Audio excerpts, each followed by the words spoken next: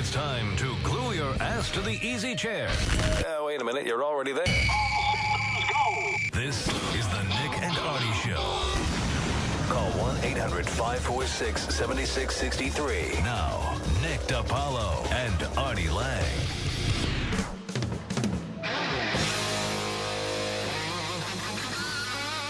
Yeah. Listen to that, folks. It's the premiere of the Nick and Artie Show. I am Nick DiPaolo, alongside my co-host, Artie Lang. Artie, how are you? What's up, Nick? This is exciting. Little It Van is. Halen to start it off. Absolutely. You can kill that now. Nick, so I'm all excited about starting the big show, right? Yeah. I'm like, this is perfect. Sure. Beginning of October, I'm a Yankee fan. Nick's a Red Sox fan. The Yankees and Red Sox will probably be in the playoffs. Oh, no. Here we go already. Oh, my goodness. And Taking the salts. and then that night happens. I mean, that's like, how does it feel when Longoria hits that home run? I mean, literally, here's my analogy. The Red Sox lose, okay? Yeah. And so for 3 minutes. This is ancient history. So for three, I know, but we have to I'm discuss. kidding. We have to discuss. I'm kidding. This. It's fresh. It's not like I'm bringing up Bucky Dent. That's right.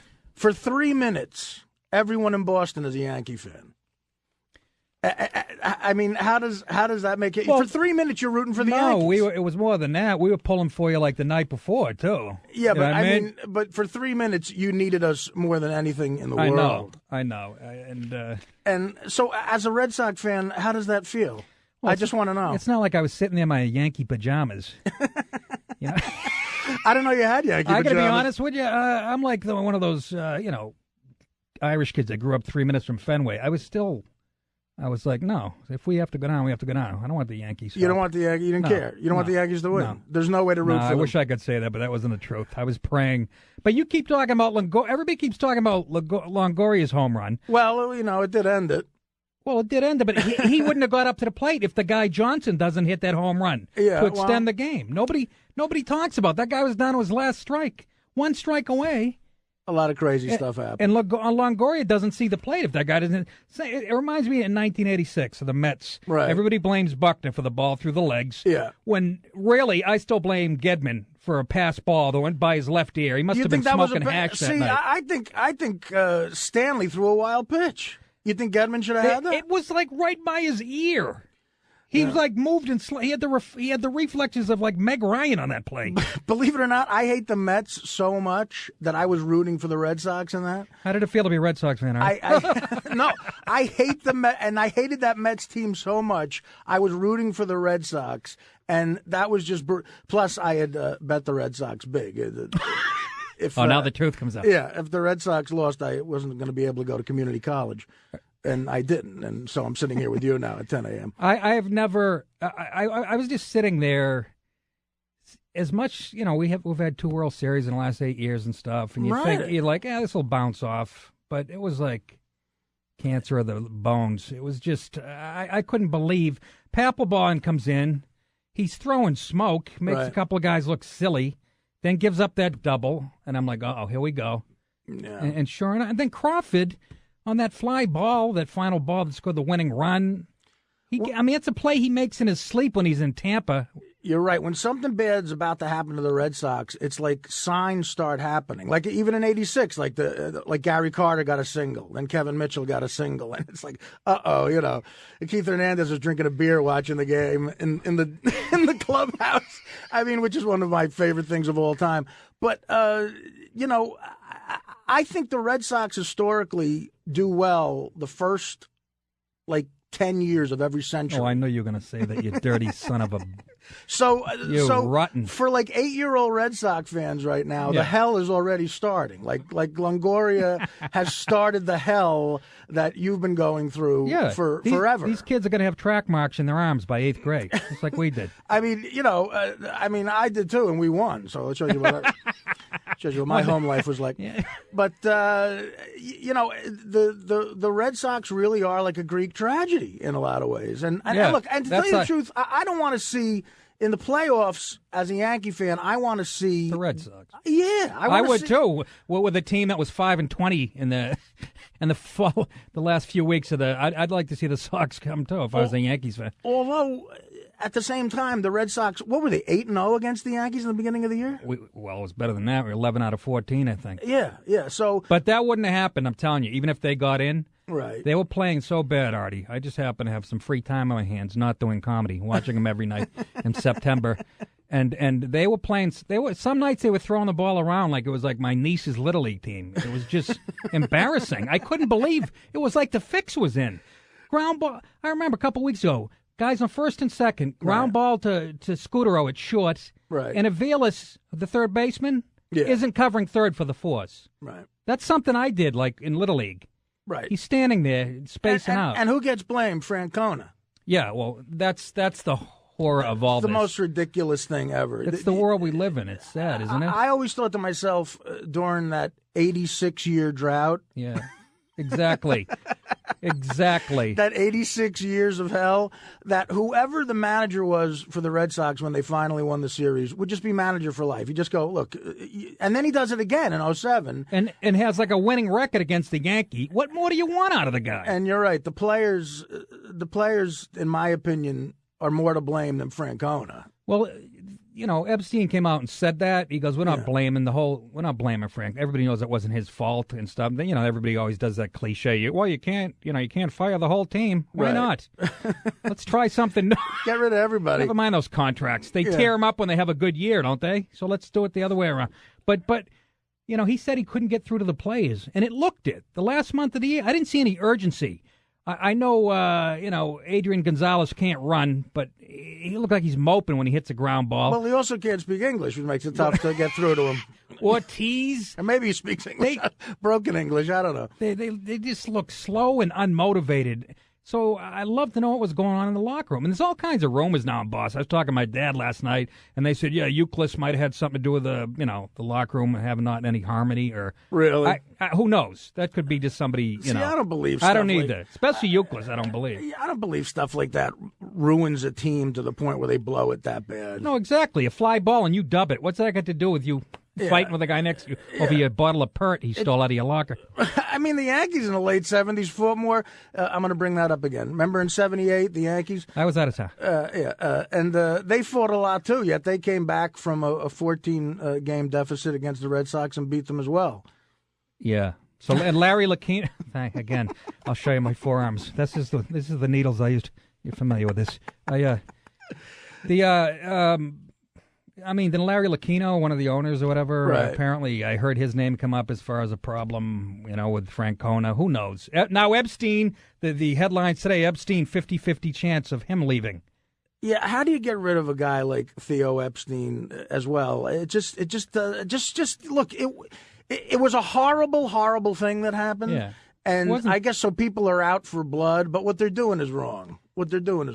Yeah, they're dismantling, what they put together. And it really makes, Theo Epstein, his words ring hollow when they were winning. Right. Fans are the most important. It's a business. But I understand it's a business. But, boy, they're shameless about it now. It's like, okay, he's looking for a new job. He wants to, And, forget it. Yeah, the business end of it is just, even the new part. Yankee Stadium is like a mall. I'm a Yankee fan. I can't stand going to Yankee Stadium. Why? And you're going to shop for Ebonics shoes? And... I mean, there's like, really, there's like a Gucci in there, You can get like a Greg Nettles pair of high tops or something. I really think they shouldn't even call it Yankee Stadium anymore. They should call it Pepsi Field. I don't like it. And what do you mean? There's a one potato two and a yarn barn in there? 800-546-7663. If you want to chime in, it's just what was that? Somebody was in my ear mumbling. Yeah. The point is that the Red Sox hell for the 21st century, I think, has begun. I don't think so. You don't think so? No. I think this is going to be known as sort of like the Longoria curse, much like the Babe Ruth curse. It's that bad. What happened that night is that bad. And as a Yankee fan, I want to laugh so hard at the whole thing, but I don't know. I just I'll tell you why you're not laughing that hard right now. Right? Because you got Verlander tonight, and you got A.J. Burnett going in Game 4, so that's why you're not letting it fly. A.J. Burnett, who look, please, he couldn't strike me out. No, on a bad night, I could probably double the right center off A.J. Burnett. But tonight we have CC Sabathia, who's the picture of health, going against Verlander. And I believe, I don't know, we're going to get an update from there. But yes, that's coming up. As a matter of fact, we got a lot to get through this hour. We're going to get an update from the Tigers-Yankees game. We're also going to talk about Monday Night Football, get an update for that exciting matchup. Yeah. A Peyton Manningless Colts versus a, always exciting Tampa Bay team. Please. How much do the Colts need Peyton Manning? 0-3 without the one guy. I know. And they're missing some good defensive players. Right. And we're going to talk about P. Diddy's kid playing football. Apparently P. Diddy got upset with a coach. That's always interesting, that racial dynamic. It's Nick and Artie, folks. Stay tuned.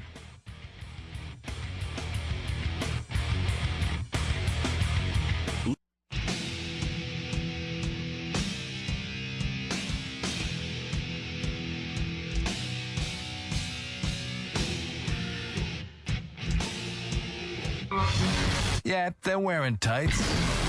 You got a problem with that? It's Nick and Artie. Welcome back to the Nick and Artie Show, folks. This segment we're gonna get an update on the Yankees game. We got a guy live there. Oh, that guy's having a good time. Detroit's a fun city to be in. Wonder where he parked his car. We were talking previously about the Sox, and Artie was torturing me about the Red Sox choking. Not torturing you. No, I know. Just saying they're not going to win again for another 100 years. Well, I'm just saying that, at least you'll be dead, 100 years, right? My liver will have gone out way before then, so, The Sox could win one next year. I don't know if you're going to see it. Come on, folks. A little gallows humor here. I don't know if I'll see the end of this Detroit Yankee game tonight. You better. We got a big contract. Yeah, right. But let's take a call. We got a guy actually calling in from Boston who wants to talk about the collapse of the Red Sox. I think it's John from Boston. John, are you there? Hello? Who this? Hey, John. It's Nick DiPaolo and Artie Lang. What's up, John? How we doing, guys? Hey, Nick, we got a mutual friend by the name of Doug. I'll leave it at that. I think you know who it is. Oh, I do. What a chooch he is. Go ahead. Yeah, he's a piece of work. Uh-oh. Well, how do you feel? How do you feel about this?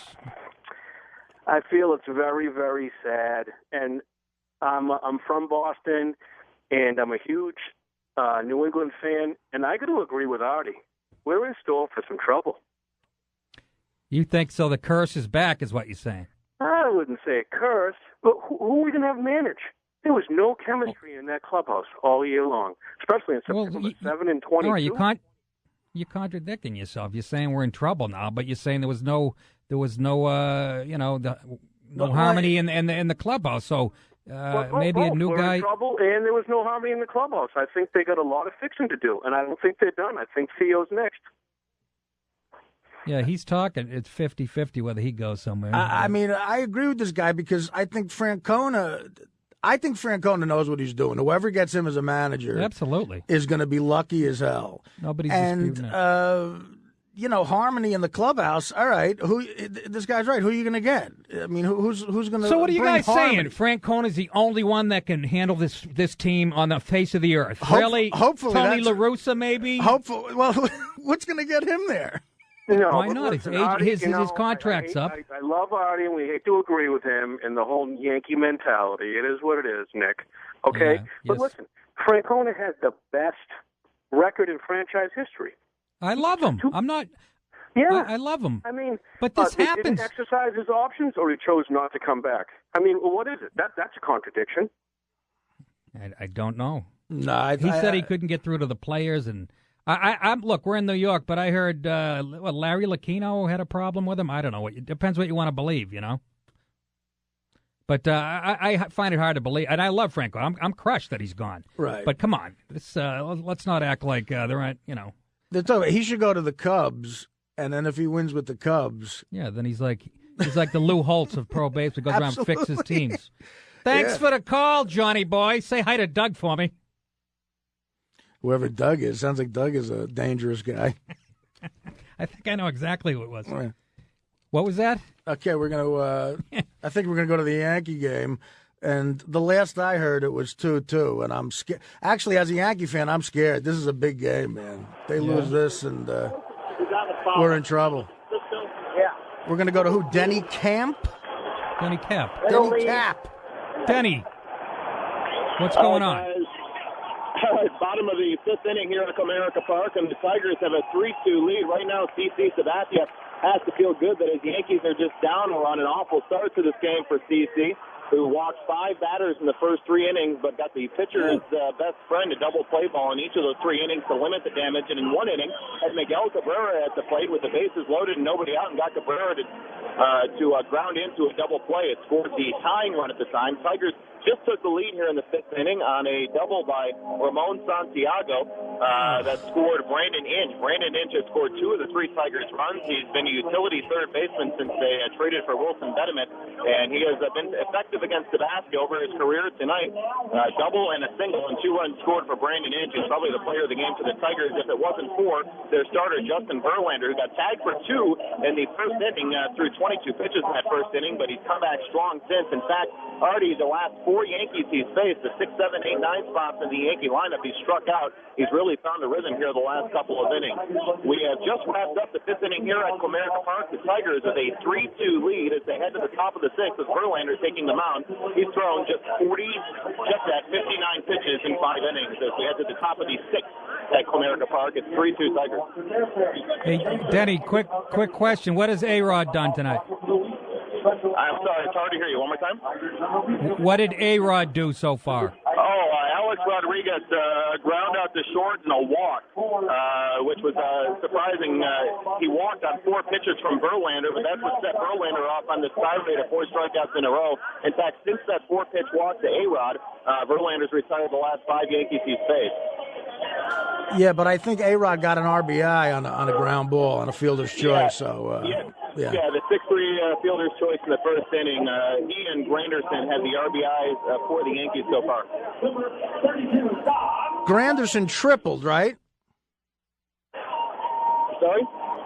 Denny, are you getting mugged in Detroit right now? Granderson tripled, right? What is he at a Best Buy? Sounds. All right.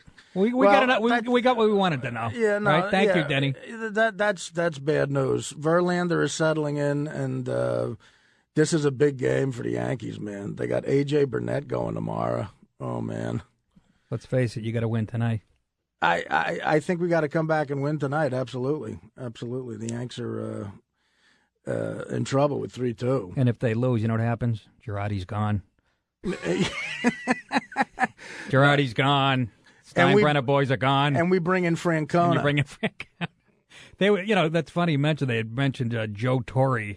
Yeah. That name surfaced. Right, of course. And he's like, I don't want to go up there. That's what he said. He's behind the backstop or something. Yeah, I mean, again, Joe Torre is a perfect example. It's like the Francona thing. Like, supposedly there were issues with him and some of the players and stuff, but, he's Joe Torre. You don't get rid of him. 800-546-7663, Nick and Artie here. And that's the thing about today. The game has changed. Right. The players... Oh, we want a player's coach. This goes on in all sports now. You didn't hear that, right? Like years ago, but now you have to. You can't yell at them. You can't. Well, when that started, I think, is when Jordan like didn't like that the first coach the Bulls had or something. Like Jordan had a problem with, and they were like, one of us has to go, and guess who's going? Yeah, and then but you can't blame Jordan. It was Rich Kotite. So I just think that this is a must-win for the Yanks, and it's a shame. It's not a shame. It's just the way it should be. I hope they win tonight and Burnett goes out there and walks in 11 guys. Yeah, Burnett is one of those guys that just you just don't have that confidence when he walks out on the hill. You just don't. I love how he'll give up like 8 hits in a row, 7 runs, and then when they come out to pull him, he gets angry. I can get this next guy. The whole key to the Yankees, though, is Rivera. If they could somehow get the Rivera, and he looks good. It's just amazing to me that Rivera's like, what is he, 56 years old, and he still has a cutter? Yes. Yeah, he'll be 56 this Wednesday. Yeah. That guy, even as a Red Sox fan, I just love him. He's the reason, man. He's the most important Yankee the last 20 years. That's what they say. Between him and, you know who? Ricky LeDay.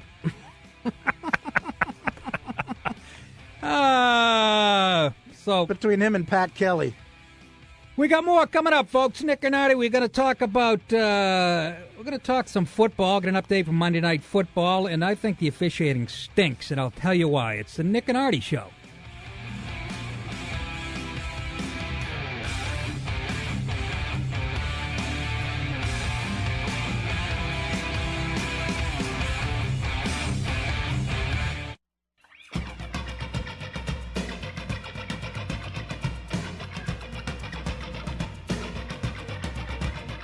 Welcome back to the Nick and Artie Show. Nick DiPaolo and Artie Lang. A great team for a sports talk show. Nick's a great comic who loves sports, and Artie once had to sheetrock a bookie's new kitchen because the Jets didn't cover.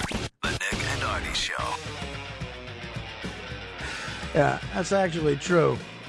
I've seen you work, though. You did my bathroom. I did a fine job. After the Giants. A little drywall.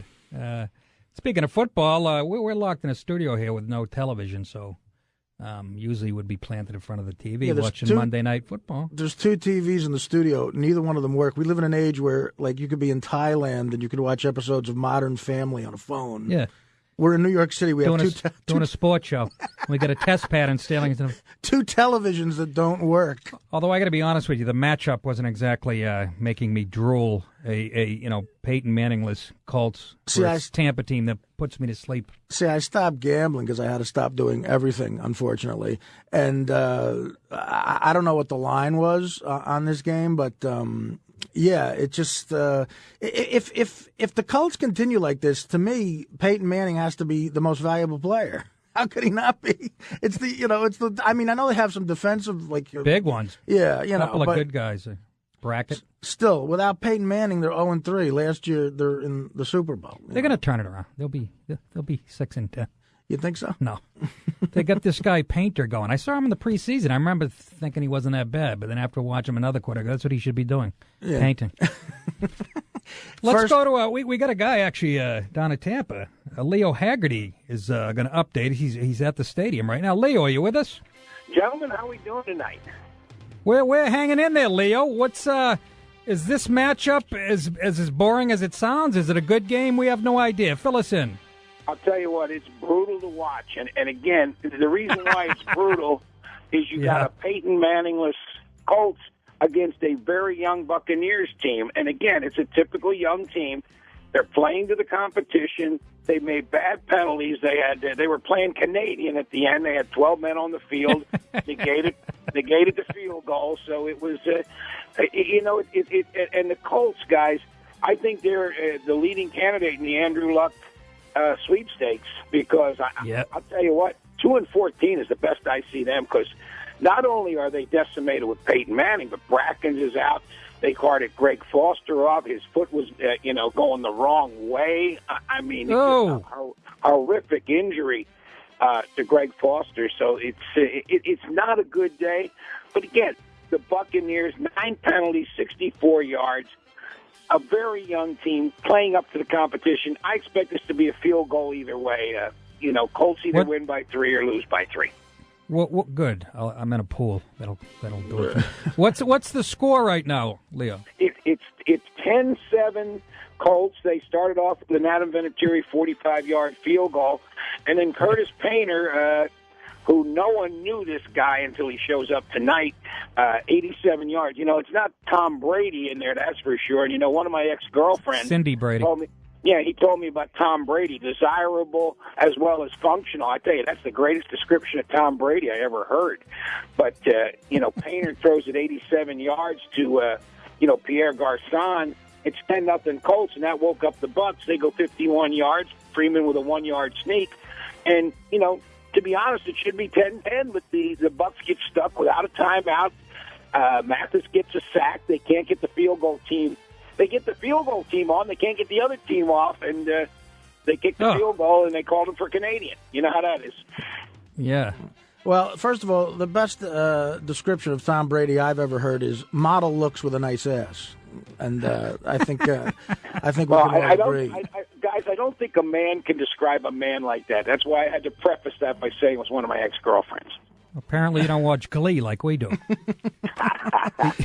Hey, don't ask, don't tell, right, guys?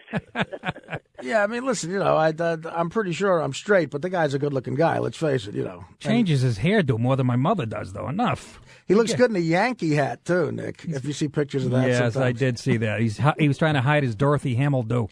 I love that he's wearing I love a him. Yankee I don't hat. care what he does. He could have pigtails. Well, I'll tell you what. Being from Boston, you better concentrate on New England because yes, we know that's what you need. That's what you need. Hey, Leo, thanks a lot. We appreciate your help tonight. And enjoy that nail biter for those two fierce teams. If I were him, I'd leave right now. Tampa's got this place called the Dollhouse. That's a strip joint. And if I were him, my next update would be from there. No, it's Mons Venus in Tampa. Yeah, I've been to Mons Venus, too. That's the one. Yeah, they do $750,000 a weekend, I should say. They're both good. It's tough to tell the difference after you've had 13 flaming shots of Zambuca between. But that's the thing with Mons Venus. You have to bring there's no liquor license. And I'm speaking from when I was single, by the way. The wife right now just threw a lamp through the window. But in Mons Venus, you can actually put your hands on the girls. Oh, wow. Yeah. Yeah, I choked two of them one night. No, it's a joke. But you can actually put your hands on I love it. the girls. But I love it. They think no one's going to go there drunk. Like drinking's going to stop. No, I got drunk in my Buick Electra in the parking lot. Then I came in. No, exactly. And I started touching the women. Both places are where I'd be if I were Leo at the next update. Either place is fine. I think he might have popped in there. He sounded a little. I slipped into Mons Venus I snuck in one of those little mini Heineken kegs. Yeah. But I looked dumb. I had a winter coat on. It's like August in Tampa. And I'm the only one in the strip club. I had a wool coat with a collar up and a mini Heineken keg under there. At least that's what I told the girl when she's giving me the lap dance. Yeah, and I'm talking back when I was drinking, too, That was fun. Yeah. Now it's strictly coffee and what? Sprite Zero for you? No, I drink a lot of Smart Water these days because the electrolytes, they do brilliant. That's what the doctor told me. You have 44 years of destroying your body. Try a little Smart Water. The electrolytes, you'll be running marathons in 2 weeks. Artie's trying to bring his liver back with Pedialyte. Yeah. Stealing it from strollers in Central. Smart Water. Every time I see someone with a Smart Water, I just want to punch them in the face. What the hell is that? Mama. But he just gave a perfect description of the NFL to me and how he was saying all kinds of penalties, playing to the competition. Right. It is a watered-down league that bores. You know me, I'm a big college guy. Yeah. And I'd loved the NFL for years and years. And I don't want to sound like an old guy romanticizing the past, but they are a bunch of undisciplined, between the horrendous officiating, football players on the field who don't even know the rules. A guy catches a ball, a receiver falls down. I've seen twice this year, defensive back hop over the receiver instead of tagging him to make sure he's down. Right. Jump over him, thinking he's still in college and doesn't know the rules. Well, you can't hit anybody anymore. The days of Well, that's part.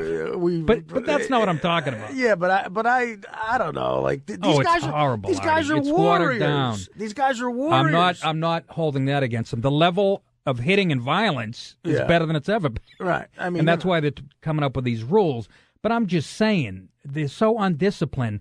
After watching college all afternoon, like on a Saturday afternoon, I don't. You watch a college game, you don't see 6, offside encroachment penalties in a row. Right. You just don't. Yeah. There's a lack of discipline. Come on, these guys are all rich. They just don't play as hard as the kids, man. It's still the great it's look. I watch every game. Right. I have to. I got a show where we talk about it. Yeah. But I'm just saying it's not, there's people who call the NFL the socialist because all the talent is distributed equally. Yeah. That's what Pete Rozelle wanted initially. You know how the worst team gets the first draft pick? He did that so parity would come about, and it sure did. He nailed it. He did. I mean, and it's too much parity for me. Is my point. Well, I mean, look, like Green Bay won the Super Bowl. If the baseball had a franchise in Green Bay, they would go 2 and 160. They would have no money. There would be no one. That's true. You know what I mean? It's like he really did do a good job of making sure that all these little markets get their share. But I'm just saying, there's so much parity, and it's not because all the teams are good. They're all mediocre. They're just come on. There's no the Cowboys Cowboys in the 70s would lose 2 games. The 70s were a great time to grow 80s. up because you had a bunch of teams who were just perennially great. Like the Raiders, the Dolphins, the Cowboys, the Steelers, and like I grew up in Jersey, and I had a bunch of friends who were Cowboy fans, which makes me sick. Oh, I despised I hate it. that. I despised it. Like people who don't live in New York that like the Yankees. And the Giants sucked. What are you for big tobacco too? Yeah, it's just that. But football, I think, figured it out better than any sport. But my point is the teams are interchangeable. I'll give you a comedy analogy. You know how there's only a handful of like really good comedians? There's like 20,000 people doing it. You could go to any improv. Seriously, the last count was like 17,000 comedians in the country. You could go to any improv tonight and switch the 2 headliners, and it wouldn't make a difference. Wait, they're interchangeable. Someone actually did a census of comedians. There's 17,000. No, I read in Punchline magazine. No, 5 years ago there was like 10,000, 11,000. Actually, the guy from Yankee Stadium. My mother was an open mic last night. The guy she killed. You know the beer vendor who got suspended for heckling somebody at a Yankee game? Heckling a Red Sox pitcher. Yeah. I think this is a guy who's been there forever who calls himself Cousin Brewski. I think honestly, they didn't mention that in the article. He told me, I don't know if it's the same guy, but he told me that he's also a stand-up That's comic. what it said in the article. During the day, he does. He does stand-up during. You're at night game. He's a vendor. Yeah. The games are at night. So what's he doing? Open mics at veterans hospitals at noontime? He does the 2 a.m. prom 2 p.m. 2 p.m. Or he does the late nights. He might have a couple of nooners in there. But well, the other thing, speaking about Monday Night Football, is Hank Williams.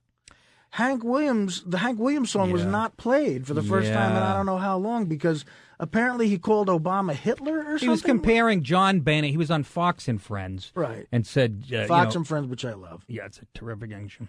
I've actually been on there to talk about comedy. I like Kilmeade, but. What happened was he said John Boehner golfing with the president, Obama, is like Hitler golfing with Netanyahu, which is kind of a dumb analogy. I don't get it. It sounds, I don't know much about politics, but it sounds incredibly stupid.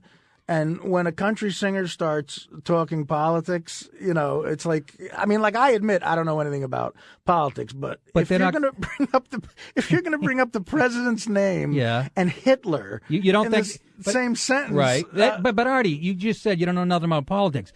That goes on all. George Bush was called Hitler more than Hitler was called Hitler. Hey, listen, well, what is that? I mean, it's like, well, come on, you got to take his song. I know it was a stupid thing, but. By the way, Monday Night Football is on what now? Is it on ESPN? Which is owned by Disney, which is responsible for 200% of the political correctness in the world. They overreact to everything. Okay, well, I don't know if this was an overreaction. I think a guy from Tennessee saying Hitler and Obama in the same sentence. You might have to give him. Point. But what do? Do you suspend them for one game? Like just yeah, you don't play the song this week. Oh, okay, that's let good. the Dixie Chicks do it or whatever.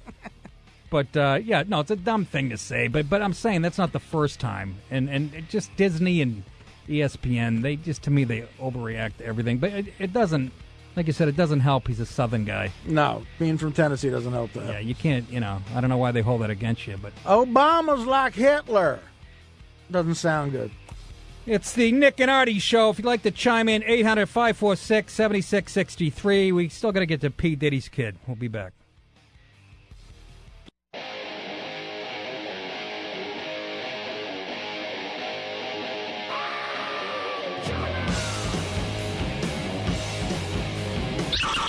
One's from Boston, so he hates everything. The other guy's from New Jersey, so he hates everything. It's a match made in heaven. The Nick and Artie Show.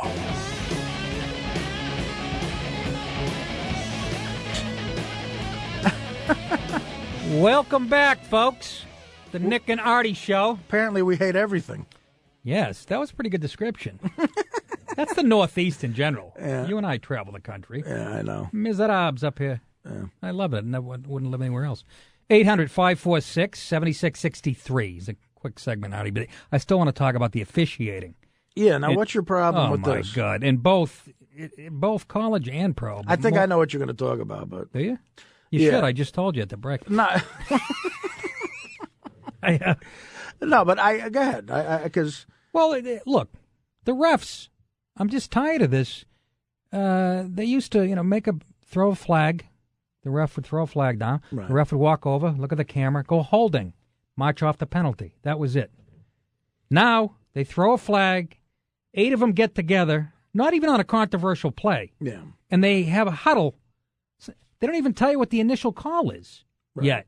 It's like the Supreme Court at this point. That's exactly right. You got Ruth Bader Ginsburg and they're looking at each other and huddling for 2 minutes before they make the initial call. You have to make the initial call because if there's a replay challenge, you got to challenge what they called on the field. These guys get together and huddle. First of all, there's like 18 refs on the field. You got a back judge, a side judge, a field judge. There's a reason for that. You keep your eye on your part of the. So what are you huddling up for and talking about it for 5 minutes? And then they decide they need a replay. Then you go to commercial. There's 12 minutes of commercial. Come back. They're still talking. There's no flow to the games anymore. And I know I'm not the first one to talk about this, and it's getting worse. It's like they're afraid to make you call. Right. You got to commit to it. But I hate it worse in baseball. Now they're starting to look at replays. Like the other night, Cano hit a ball that hit the top of the wall and came back in. Yeah. And there was a 15-minute delay because every umpire had to go look at a replay and decide. And to me, like, that's part of the fun. Like, something screwed up might happen. Like the Jeffrey Mayer thing in 96 when he leaned over. Right. I know I'm a Yankee fan, so I kind of liked it. But, I mean, look, if an umpire or ref screws up, they screw up. And that's part of the game. I used to never feel that way. I was all for replay, at least in football and stuff, because why should you lose a game on something that didn't happen? But they've screwed it up. It takes too long. And there's some obvious, although they're getting better in college football. They come back pretty quickly. But in the NFL, there's a play. It's clearly, you can look at it once and go, oh, yeah, his foot was out of bounds. Right. And they look at it, and the guy's under the hood. What's he doing, changing the oil? He's been there for 20 minutes. You know what I mean? Like you said, they take way too long. And it's ruining the flow of the game between that and timeouts. You don't find it hard to watch the NFL? I find it hard. It's not whether abortion should be legal or not. It's whether there was clipping on the run back. Okay? Let's get the importance down. But I agree. Whatever makes the games longer, I don't like, and that's part of it. And now that they're doing it in baseball, it's like, come on, guys. There's 8 umpires on a baseball field, and they can't get a call right. But the thing about baseball, I think, like, that's a good use of replay, a ball hitting the top of the fence. Yeah. It should take 2 seconds. It either hit the top of the fence or it went off the kid's fat belly in the first row. To me, it hit the top of the fence, came back into the field, and it's a double. So, you like the human error element. Yeah, I love that. I used to.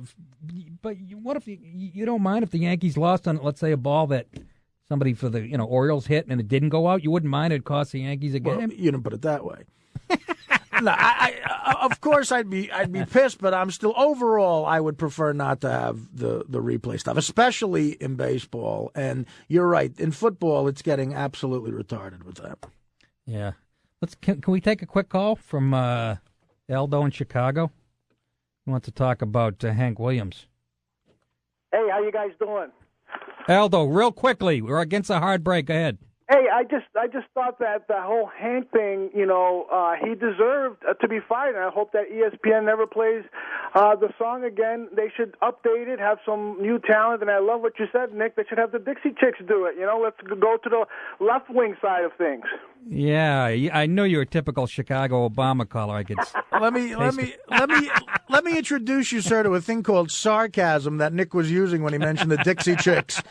It's a little word you might want to look up. This guy's an Obama fan, and he's mad. I understand your politics. That's why I called to give you a hard time. Hey, Artie, I'm happy you're alive, man. I want to bet. Thank you, buddy. Thank you, buddy. I appreciate it. Thank you, Aldo. Appreciate it. I think he helped ruin the country with your vote. I think they should have ended the Hank Williams thing just because the song sucks. I don't like the song either. It's it's goofy. Give us the song that the NFL, the soldier, pony soldier thing. Yeah, right. Something from those NFL films things. You just always open it up. Yeah. Nick and Artie, 800-546-7663. I promise you, we're going to get to the P. Diddy story. Yeah, that's a funny one. We like stuff that involves sports and race. P. Diddy got into a coach's face because his kid wasn't getting enough playing time. I think that's fantastic. That's got to be a little scary. You're coaching the kid and you look up and half the posse in Section C shining their guns. Yo, what's up? He going in or what? Yeah, so we'll get to that. Very good impression. Sure, he's pretty good. It's the Nick and Artie Show. We'll be back right after this.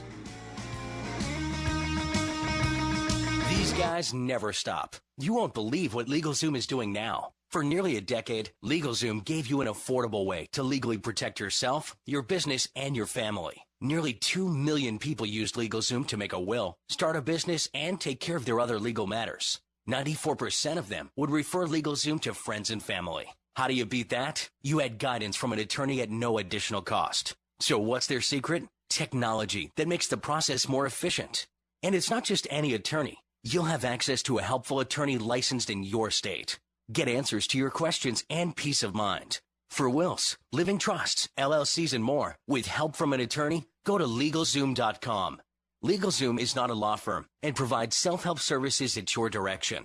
Free attorney help is provided through a trial of the Legal Advantage program, available in most states. For even more.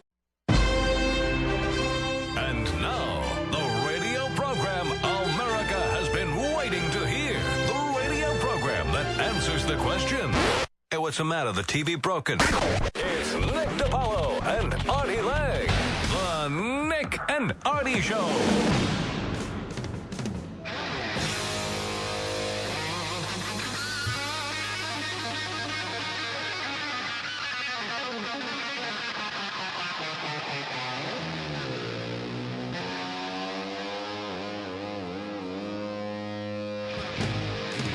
Yes, welcome back, folks, to the Nick and Artie Show.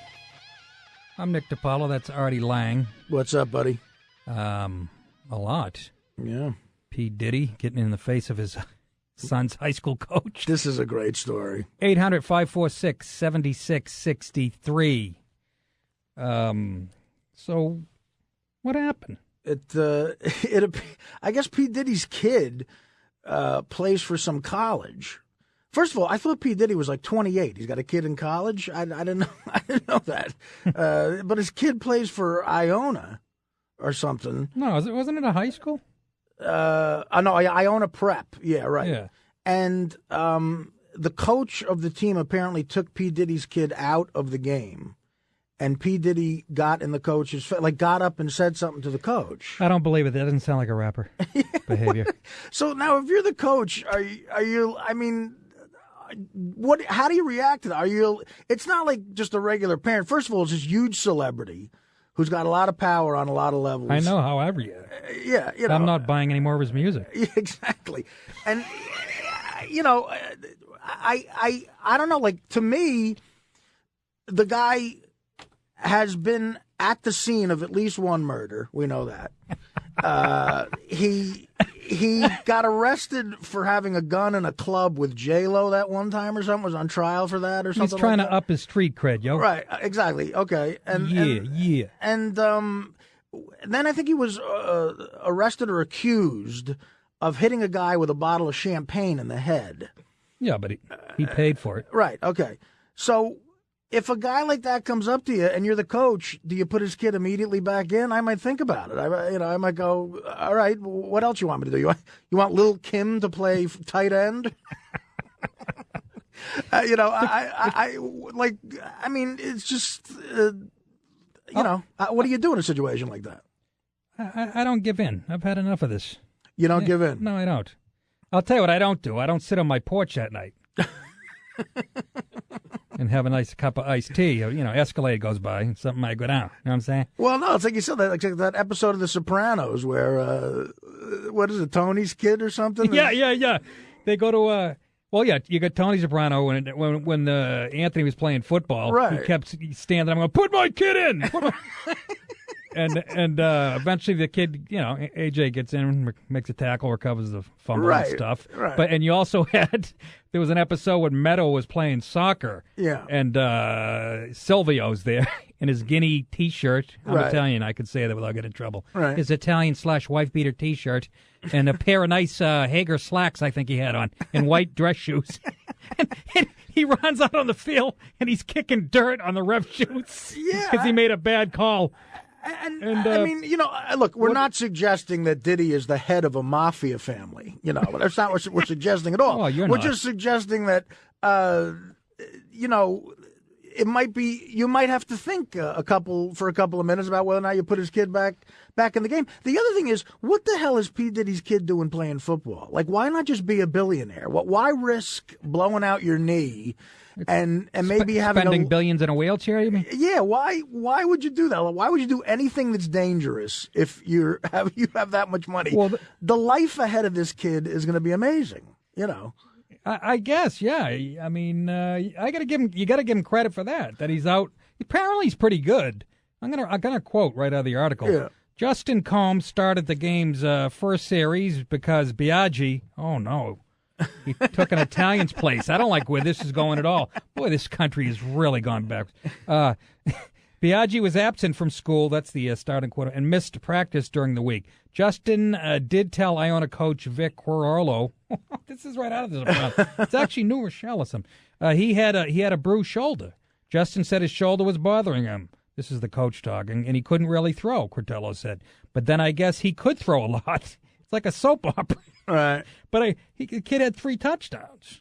Yeah, I guess, I mean, but even if you're pretty good, to me, I'm not risking any sort of injury that could affect me having sex with a bunch of chicks in St. Bart's on New Year's Eve. You know what I mean? It's like come on, Artie, on a yacht.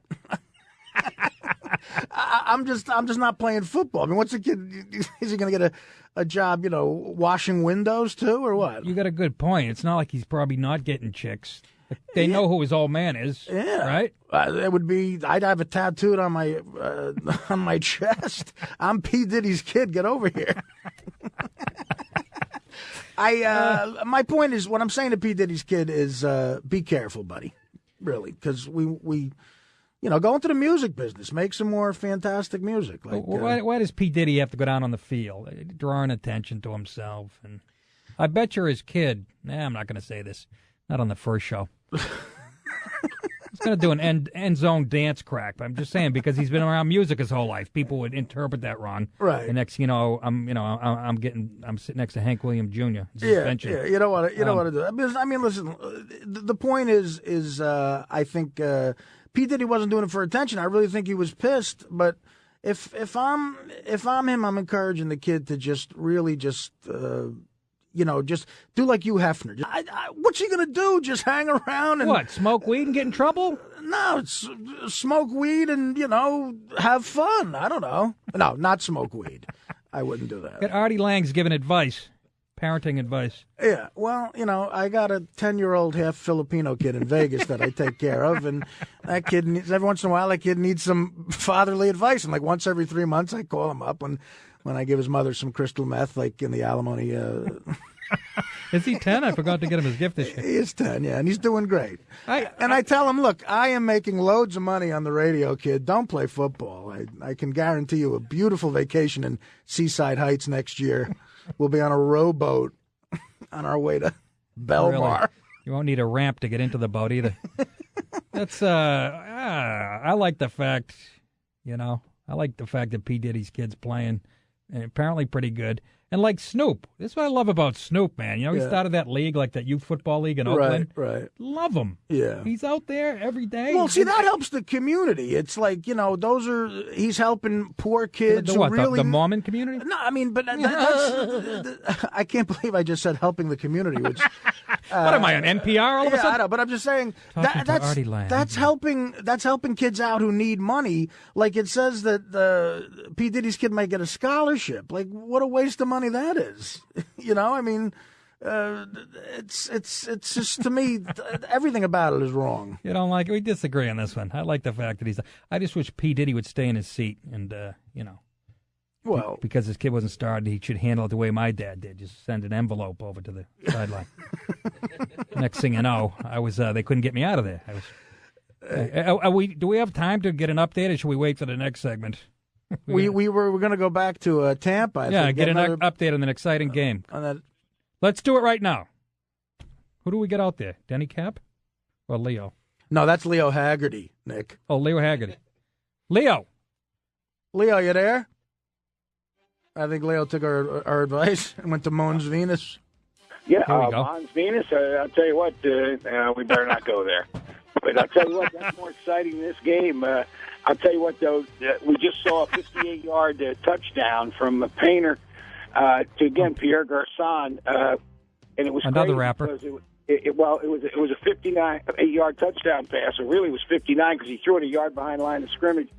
And believe me, there were some great blocks thrown downfield. Joseph Adai threw one on Rondé Barber, and then Reggie Wayne. There's only one other guy in the league who's going to make this block. That's Hines Ward. He took out 3 Buccaneers with one block, and Pierre Garçon went untouched. We're 17-10 here in Tampa, Indianapolis. Tampa's driving, though. Again, guys, it's going to be, because Tampa's such a young team, it's going to be a field goal here or a field goal there, depending upon I wouldn't be surprised to see this go overtime, which is even scarier. Really, overtime? Well, I'm sorry, Leo, if you have to sit through overtime of that game. I mean, we're your bosses technically tonight. If you want to take off, go ahead. No, you know what, guys? If you want to call back, I'll stay up with you. So you got to take the good with the bad, and every now and then you'll get the Lions and the Cowboys, and sometimes you get the Bear, sometimes the Bear gets you. You know what I'm saying? Yeah, but going to see the Colts without Peyton Manning, that's like, going to see, I don't know, like a Broadway play starring Nathan Lane, and instead you got his understudy, Art Donovan. Art Donovan filling in, doing Les Mis. Yeah, my point is, Leo... make it the Mons Venus, that's his point. Yeah, get drunk before you go, though, or to bring your own. You know what, guys? I was hoping to go to the Dollhouse. It's a little step up in clientele, if you know what I mean. Okay. Yeah. Wow. Apparently that place has come along. When I went there was a girl with a glass eye and a limp. Really? Yeah, she was the headliner that night. She had like a ball patch, but when I went there, there was a girl who... When I went to the Dollhouse, there was a girl... It was a mix. Some girls were hot. Some looked like Terry Francona. Well, you know what, guys? I gotta give you my secret. The manager there is one of my former players' brothers who I recruited out of college. So we kind of got some prime seating. Listen, Leo, you have our permission. Go to the Dollhouse and make it rain. We want an update. Okay. All right. I'll tell you what, guys. We want to... Hey, give me a call in 30 minutes. I'll tell you how Destiny and Chastity are working out. How's that? Yeah. Right. We want to hear, exactly. We don't want to hear more about overtime of the Colts Tampa game. Oh, my God. Hey, Leo, thanks a lot. We appreciate it. It's the Nick and Artie Show. We'll be back right after this.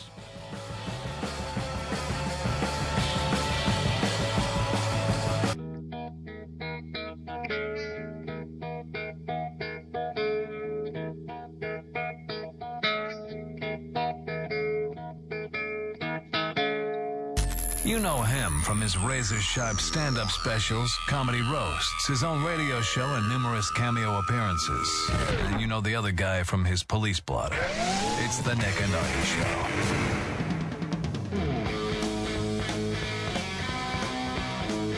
Yeah. I got to listen to that. I'm a little insulted by some of these bumpers. My police blotter. You got arrested 11 times in your life, and already people are giving you crap. How about me? They made me sound like I was Brooke Shields. A couple of cameos, and Well, they called you Razor Sharp. I know I ignore the good part. I pick up on the cameo part. I did do Suddenly Susan. Anybody? Did you really? Yeah, you can Google that. You'll never watch me again. You did a guest spot on Suddenly Susan? Yeah. Brooke Shields is very nice. I've met Brooke Shields. Really nice person. I did a film with Brooke Shields. And I actually... Now I'm going to have to top him. I went dancing with Sandy Duncan. I once made out with Rue McClanahan. What was the movie? It was a movie called The Bachelor that I did. Oh, I saw that. It came out. It was with Renee Zellweger and Chris O'Donnell. You played a husky guy with a drinking problem. I played. It was typecasting. And I thought it was method acting. Brooke Shields had a cameo in it, so it was so funny. Brooke Shields had to spend an hour right next to me. She didn't look happy about it. I tried to make small talk with her, and just nothing worked. It's how's I'll tell you, it's weird. And right before I did that show, I did news radio. Right. That. And about a month after that, on news radio, kid hanged himself. Was it news? No, Suddenly Susan, the kid on Suddenly Susan. Oh, Suddenly Susan, yeah. Oh, Phil Hartman. It was a few weeks after I did news radio, the Phil Hartman tragedy. In Vegas? Phil Hartman got killed by his wife. Right, I know that. And then Suddenly Susan, a guy did kill himself. Yes, months after I did the show. Oh, my God. So I'm saying, if somebody can hook me up with Rosie O'Donnell sitcom. Oh, Jesus Christ. If that's too dark for you, put on AM weather. Rosie's very nice. No, she's not. She's a horrible person. 800-546-7663. I think we should get an update. We are doing sports here. Yeah, I don't know how happy I'm going to be about this, but we got to get an update from the Tigers-Yankees We game. have Denny Cap, live from Tiger Stadium. Comerica Park. Comerica Park. Yeah. Denny. All right, guys, I can hear you this time because they're not blaring Katy Perry behind me. Sorry about the end of that last one. That's all right. The fireworks here have come to a halt for a moment. The Tigers have a 5-4 lead in the 8th inning. Compliments of Delman Young, solo homer. His brother Dimitri also played for the Tigers a few years back. Justin Verlander dealing, but right now he's got Alex Rodriguez sitting on first base after walking him for the second time tonight. Right now, Verlander, 7 2/3 innings. He's given up 6 hits, 4 runs, 2 of them on a Brett Gardner double that tied the game, a 2-run double in the 7th inning. 2 walks and 11 strikeouts. The line for Verlander right now as he is facing Mark Teixeira with 2 outs in the top of the 8th. And Teixeira now with a 1-1 count. But the Tigers have used Verlander on the mound and some timely offense. Brandon Inge, a couple hits, scored a couple runs, but it was the Delman Young solo homer in the bottom of the 7th that broke the 4-4 tie after Garner tied it in the top of the 7th. CC Sabathia, by the way, exited after one of his shortest outings ever in the postseason. 5 1/3, 7 hits, 4 runs, 6 walks, and 3 strikeouts for CC. But he is off the hook in terms of a loss because of Garner tying the game up in the 7th. So that's where we stand right now. Rafael Soriano served up a homer to Delman Young. He's in line for the loss if the score holds. It is the top of the 8th, 2 out for the Yankees. They trail the Tigers 5-4. So it's 2 outs, A-Rod's at first, and Teixeira's up? That is correct. Come on, see, this is where I get mad. Come on, Teixeira, do something. Verlander's at 119 pitches right now, which is a little over a season average of 116. Denny, let me ask you. He's at 100.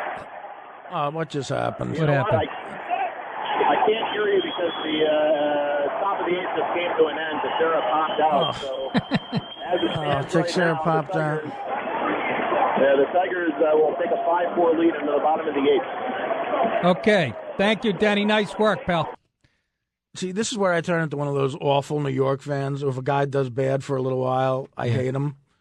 Like right who? now, like Teixeira right now. He sucks. Trade him. First of all, I believe it's pronounced Teixeira. No, it's not. I pronounce it Teixeira, and I always will. Okay, that's how that's how my Uncle Sonny was. My uncles. I am never going to say Teixeira. Just like there's one guy, Benoit or Benoit. Yeah. No, it's Benoit. Yeah, it's Benoit. It's spelled. I'm not going to. I wanted to ask Denny. Verlander had thrown 119 pitches, but I just checked in the green room there. He's still throwing at 99. Got 11 strikeouts. Yeah, though. He literally has a habit of throwing harder, like in the 8th and 9th inning. This guy is a Superman. Yeah, and CeCe just with a bad outing. Soriano's in there. See, this is where I start to get aggravated. This is where you get mad that it costs $11 for a hot dog at Yankee Stadium. Well, you do. I'm happy right now. I stopped drinking, by the way. I figured out that without drinking, yes, I am going to save each season $35,000 at Yankee games. I can attest to that because I went to a game with you on a hot summer night. A few years back. Would you offer your throat to the guy with the Jack Daniels? That was the game Jeter dove face first into. They keep showing it, even though it was a meaningless game in July. But he dove into the stands and busted up his face. And we were sitting within, I used to have these great season tickets that were 4 rows behind third before they knocked down baseball's cathedral to put up a Galleria with a Hard Rock Cafe and a Pier 1 Imports. I know everything. You could buy wicker chairs at Yankee Stadium. I just can't deal with it. I want the old stadium back. I want Greg Nettles to play third. I remember handing you Jack Daniels on the rocks. My elbow was killing me by the 4th inning from reaching, and they were very expensive. Yeah, and then you had to get up to go do Stern. We had to leave. The bases are loaded. The Red Sox. He's got to get up at 2 a.m. like a fisherman from Gloucester. Well, I'm crying almost. We got bases loaded. I think we pulled that one out. Honestly, I got home to Tarrytown where I used to live. Right. And I got home. The game we went at the extra innings. I might be making all that confusing that with another game. It was. Well, you know me. I'm professional. I stopped it at 10 Jack Daniels and water. And see, this is where you need clutch hitting. Like again, you sound like an old fart, but the Yankees in the '70s, Thurman Munson doubles to right center field in that situation, and Texera. So does Posada, though. Yeah, guy. He's the one that used to make me sweat just as much as Jeter when the Red Sox were playing the Yankees, and Posada would come up. I'd be like, oh my God, we're finished. Yeah. He's one of those guys, even like Red Sox fans respect. Something about Posada, to me, he's the... You like Posada? Oh, I really like him. Yeah. He's got a bit of a miserable. He's always dead serious and stuff. Right. All business. And he's clutch, and he's got no wristbands on, nothing. I love those enormous ears as well. Does he get big ears? He has enormous ears. I never noticed that. We're going to get to some NBA talk. I know there's a lockout, and I'm happy about it. I'll tell you why. It's the Nick and Artie Show. Back right after this.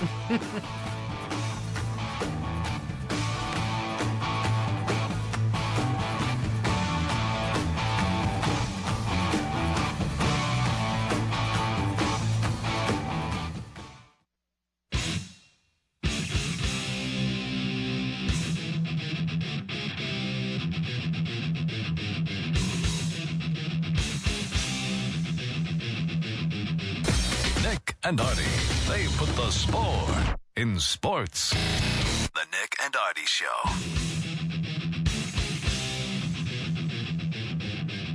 Welcome back. Yeah. Nick and Artie still here. Haven't been canned. We're having fun. It's a blast, baby. 800-546-7663 if you'd like to join in the fun. Come on in. The water's fine. Yeah, and we're also streaming on nickandartie.com, whatever streaming means. Well, it meant something different when I was fishing with my uncle. Everything changed. Every word means something different now. Exactly. Going online for tickets used to mean you had to sleep outside with a Ramon shirt on for 24 hours with your friends outside like some barnacle shop that sold tickets. And now going online is just you click a few buttons. Oh, my God. People call it progress, Artie. People call it progress. I don't know. I'd rather lay on a urine-covered sidewalk waiting for my tickets. You know what? It gave you character. Look at me. It gave you character and it gave you chlamydia. It gave me character. I grew up and look at me. I'm a convicted felon sitting next to you. talking about streaming, whatever the hell that is. We're streaming on nickandartie.com. Now it just started streaming a little while ago, but right. I believe tomorrow night, you correct me if I'm wrong, well, the whole show will be streaming. So the reason tonight we couldn't stream those shows because of the Monday night football game. Yeah, because the Colts were playing Tampa. Yes, we had that nail biter, that barn burner right. in Tampa. Right now there's some degenerate with a gambling problem biting his nails till they bleed. Sitting in the dark, of his apartment with no furniture. What did you say about this is when you know you have a gambling problem? Tell the people. Well, no, you have a gambling problem when you're walking around at 3:00 in the morning and you say to people, "Do you see the high school lacrosse scores?" You said you were walking around a casino in Vegas at 4 a.m. and you go, anybody get a score on the Baylor Rice? Yeah. Did anybody see Rice Baylor? The sports book at the Mirage was like the most fun on the planet. You sat there, hot chicks brought you drinks. You could bet. They had every sport. You could bet on two kids playing wiffle ball in Minnesota. You could bet who was going to win. Yeah, and I was one of those guys who used to bet on the coin toss. Did you really? Oh, I used to bet on the coin toss before the Super Bowl. What are the odds? And it's always great to be down $1,000 at a Super Bowl party before kickoff. Like, Art, do you want some chips? No, I just lost double of my net worth because the ref said the Bills have it. So I bet football. I not as hard as you did, but I told you that story. I live in L.A. and in Venice Beach. Right. I had no friends. I'm in a basement apartment. My girlfriend had left me, or I left her. I thought I was going to go to L.A. and be a star. I'm like, buzz off. Yeah. 2 weeks later, I know nobody. I'm calling her crying. Her dad's answering the phone. She doesn't want to talk to you anymore, loser. I was on Suddenly Susan. Yeah. Come back to me. That was the year. All right. I swear to God. And I'm just laying depressed, and I had to do Evening at the Improv. Remember the show, the television tape? Absolutely. I had already done 2. It's a Sunday night. It's when the Buffalo Bills were really good, and the Colts were really bad. Bills are playing the Colts, and they're laying 21 points. I bet my net worth. I swear to God, I had like $3,500, and I bet $5,000 on the game. Wow! Just to pop me out of being depressed. It's a good idea. That's how you know that gambling's instant excitement. At halftime, it's 7-0 Colts. I'm almost crying. Right. And I got a taping to do. I think I remember that. Yeah. And they came back. The Bills came out, and Jim Kelly lit them up for. I remember. Thank God. The best set of my life, and 6 people start on A&E. I had a job literally sweeping up at a machine shop. I was making $6 an hour under the table, and I put $2,500 on the over of a Monday night Brown Bengals game, and the over was 53.5. Okay, and you took I took the over. Who was the quarterback? It was Boomer and Kosar. Oh, okay. Okay, so all right. So making a little bit of sense. 53.5. There's a monsoon in Cleveland. Like no one could get any footing. I swear to you, a football game, the under-over is 53.5. The score at halftime, 5-3. What, did somebody hit him with a double play to end the half? Yeah, somebody, there was a safety. It was 5-3. I'd rather it be 0-0. That would have been less of an insult. I had $2,500 on the game. So how'd it turn out? It turned out with me, I had to work with the middleman for the bookie. He was a roofer. I had to work for him 3 weeks for free, carrying shingles up a ladder. I said to the guy, I'll never forget, I said to the guy, listen, I don't got it. I don't know what to tell you. I don't have the money. Here's a claw hammer and some knee pads. Yeah, my father in his will left me a piece of sheetrock. You can see what you can get for that. Where did you? I used to meet my guy in a parking lot of a Dunkin' Donuts. Yeah, mine was a McDonald's and a diner. And it's always food related. Yeah. It's always good to get a double quarter pounder with cheese while you're handing over all of what you have in the world. Clogging your cholesterol, giving away your money. Right. Good decisions that led us here. Well, the NBA lockout is still going on, and personally, I'm so happy because that sport does nothing for me. I love Zippo. I don't miss it. Apparently, nobody else is missing it. Well, it is weird. It's getting no attention. Like right now is what does D-Day. That tell you? It's D-Day. Like the Commissioner Stern said, if we don't have a decision in a couple of days, we're going to start canceling regular season games. And then he's like, there's no reason to play. Those meaningful games, you mean in November? Well, I mean, I'm different. I'm an NBA fan. I like it. But I really think that there's such hatred for the Miami Heat around the country after that incredibly really got under your craw. That embarrassing press conference they held last year at the beginning of the season. Like, what are they doing? I just think that turned everyone in the world off to the sport, I think, except in Miami, and then they lose, and now no one cares anymore. But see, that's you just hit it on the head. Why I don't like it. That is the sport to me, that type of display of arrogance. Seriously, that just nailed it on the head for me. Although LeBron, I think they're really crushing his stones a little. Yeah, that was over the top and really stupid. I don't know who gave him that advice. What does Pat Riley? Doesn't Pat Riley step in and go, "Listen, guys, don't do this. Let's wait till we get a ring." Too busy. He's at the Four Seasons. Pat Riley with 2 chicks laying around the pool. But, let's go to. I think a few people have thoughts on the NBA lockout.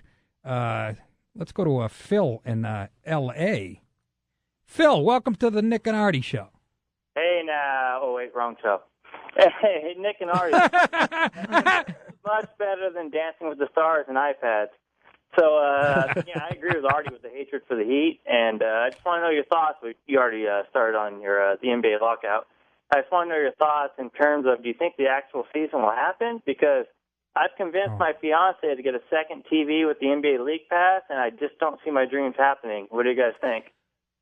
I personally, after the article I read today in the New York Post today, I really don't think it's going to happen. And again, I've been a Knick fan forever. I love the game. I think it's a fun game to watch. They're amazing athletes. It really is. It's an amazing game, basketball, and I've always loved it. And it's aggravating, but you know what, bro? I don't think it's going to happen. I think there's going to be no season. I feel differently. I have my fingers crossed there is no season. I pray to God. I'm going to watch hockey from now till...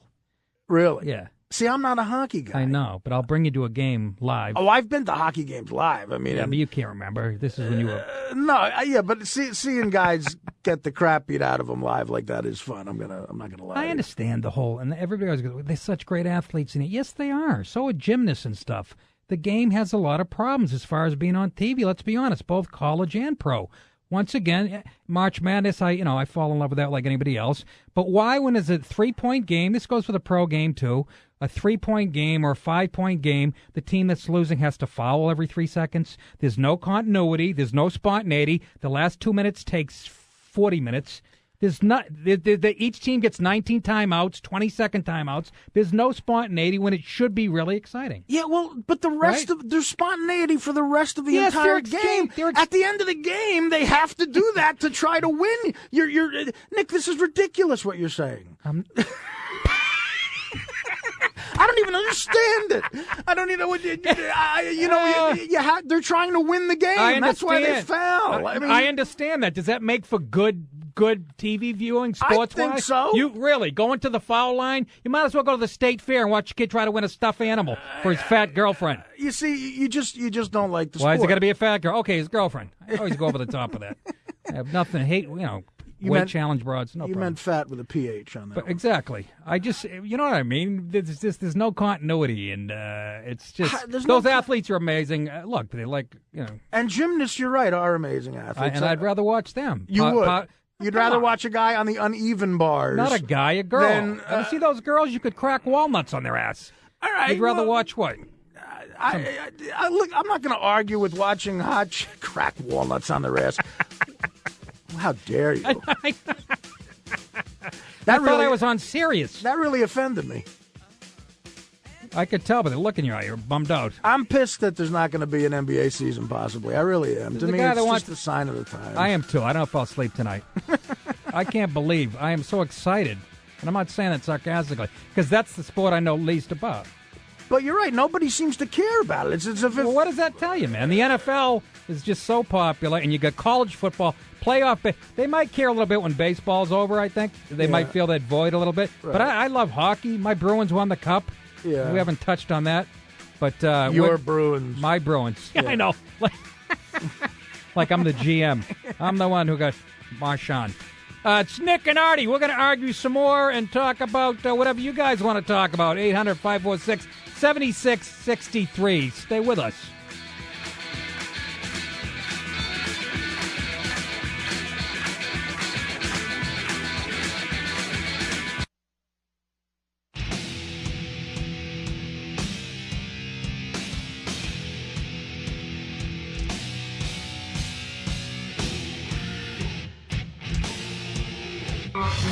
Yeah, they're wearing tights. You got a problem with that? It's Nick and Artie. Yeah. Listen to that 80s riff. Nice. Welcome back to the show, ladies and gentlemen. Nick DiPaolo, Artie Lang, streaming live at nickandartie.com. That's right. Very exciting. The number 800-546-7663. What else seems to be getting under my craw as far as sports? I'm just pointing out the things that... Well, something that's aggravating me and a lot of people in New York is this whole Reyes thing, sitting out a game to win the batting title. Well, he didn't sit out the game, but he got a bunt hit, and then he failed. Yeah, that's what I mean. Yeah. To me, he sat out the game. To me, that's just something you don't do. You go for. I mean, again, I'm a bit of a gambler. I always have been, and I'm like, stay in there. I mean, don't you agree with that? Absolutely, but it doesn't surprise me. Jose Reyes, to me, was never a quality team guy. Really? He didn't put team first. Listen. I never got that impression from him. I don't know. Reyes, I always got the impression is, being a humble guy who always looked out for the other players on the team. I mean, the fact that they might not have enough money to sign him because of Bernie Madoff is just the craziest thing of all time. I guess, but it turns out they're not going to lose as much money. I read that probably a week ago. I don't want to go into it, but it's going to turn out better financially than they thought. They're not going to get raked over the coals. And here's my other point about Reyes. If you're a Mets fan, look, that guy is not going to play. He's never played 162 games. Right. He's not got those hamstrings. That's a chronic problem. Yeah. That's going to continue throughout his career, in my opinion. Right. He just had a great year, right? Yeah. You know he's not a 330, 340 lifetime hitter. He just had a great year. You can't trade him, right? I know he's a free agent, but. So you don't think his future's that big of a deal? I just because of his health, man. Yeah. Well, listen. I mean, you're right. The hamstrings. That's what kept me out of the major leagues. The hamstring stuff.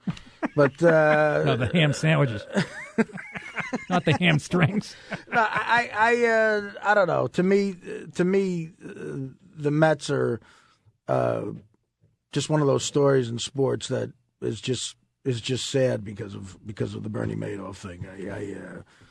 As much as I hate the Mets, everybody deserves a shot if you're in a big market, And they go ahead. No, I was just saying that the other thing is about with these fans and stuff. Like some of these players nowadays have their own TV shows when their teams suck. Like to me, like Chad Ochocinco. Yeah. Like the Bengals were 3-13 last year, and he had 3 television shows on the air. Imagine if they made the playoffs. I mean, it would have been a 10 picture deal with Columbia. Well, that's what I mean. It's like, as a fan, don't you say, look, buddy, at least, let's get to the AFC Championship game or something before you have 3 television shows on the air. That's that focus these wide receivers are known for. Yeah. What if he's got 3 TV shows? What should Tom Brady have? Well, exactly. I mean, if you're cocky and you can back it up, that's great, and you're winning, and that's great. But you got these poor Bengals fans who go to these games dressed up with the orange paint like tigers and 85 written on their chest and stuff, and they watch them lose, and then they have to go home, and while they're washing that off, they watch Chad Ochocinco's reality show on Bravo with Terrell Owens while they're washing off the Bengal paint after losing. Well, that's what I'm saying. You know, sports and entertainment, that line has been blurred. Right. And they really do look at themselves as entertainers. And my argument to that is just because somebody finds what you do entertaining for a living doesn't make you an entertainer. Yeah. You know what I'm saying? Don Rickles is an entertainer. Ocho Cinco is an athlete. We just got an update from F. Buckley Jr. Otherwise, Tony Burton, our agent. Yeah, he's in the room. By the way, we're streaming live, and he hands us a piece of notebook paper with a crayon on it. That's very high tech. Yanks lose 5-4. Oh, God. Cheetah struck out for the third out. And I got to say, I'm sorry, Artie. And I know Tony also in the room fan. Wow. But that's all right. You guys got A.J. Burnett. Why are you sweating? He's going tomorrow. Man. Come on. He got somebody out back in early June. I think somebody popped up. Was the last time. That's crushing. That's crushing. Well, you guys don't have much faith. Look at the lineup. Come on. I guarantee you, can I say this? This is coming from a Red Sox fan tomorrow. Yeah. Granderson will have 4 hits and 5 RBIs. 6 RBIs tomorrow night. I don't know. I just I mean that'll be great, but I really think this was the game they needed to win. And again, clutch hitting. I can't get on Jeter because he's the most clutch guy of all time. But again, like the A-Rod stuff. You think he's more clutch? I think they gotta do something about A-Rod. Drop him in the lineup or something. I know it's hard to do because he's like the greatest player ever, but he's just not. He's banged up. What did he do tonight? Did anybody know? He was 0 for 8 in the first 2 games. I think he was hitless tonight. Was he hitless tonight, too? I think he was, yeah. He's got to call Cameron and get her back. That was the other thing. It's like that's about sports. Like they just shove it in your face. Like the Yankees are playing a game in Seattle. It's raining while A-Rod was hurt. Right. Like the Yankees are playing in the rain in Seattle, and they cut to a shot of Cameron giving him popcorn. They cut to a shot of A-Rod and Cameron Diaz lying by a pool in Miami. Cameron Diaz has a thong on, and Nick Swisher is sweating in Seattle, while trying to get a hit. Cameron Diaz is day to day. Right, exactly. I don't know who A-Rod has on deck. I was going to talk more about Reyes, and we got to get a recap of the the NFL game, maybe. Yeah, if we want, we should find out what happened there. Right. Poor Leo's there. We should use him. Yeah, exactly. He's probably at Mons Venus by now, if he listened to us. It's the Nick and Artie Show. It's going to be a big hit, I promise.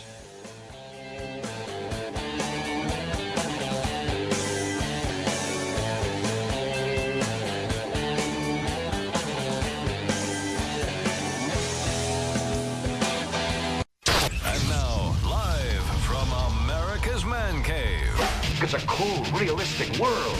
It's the Nick and Artie Show.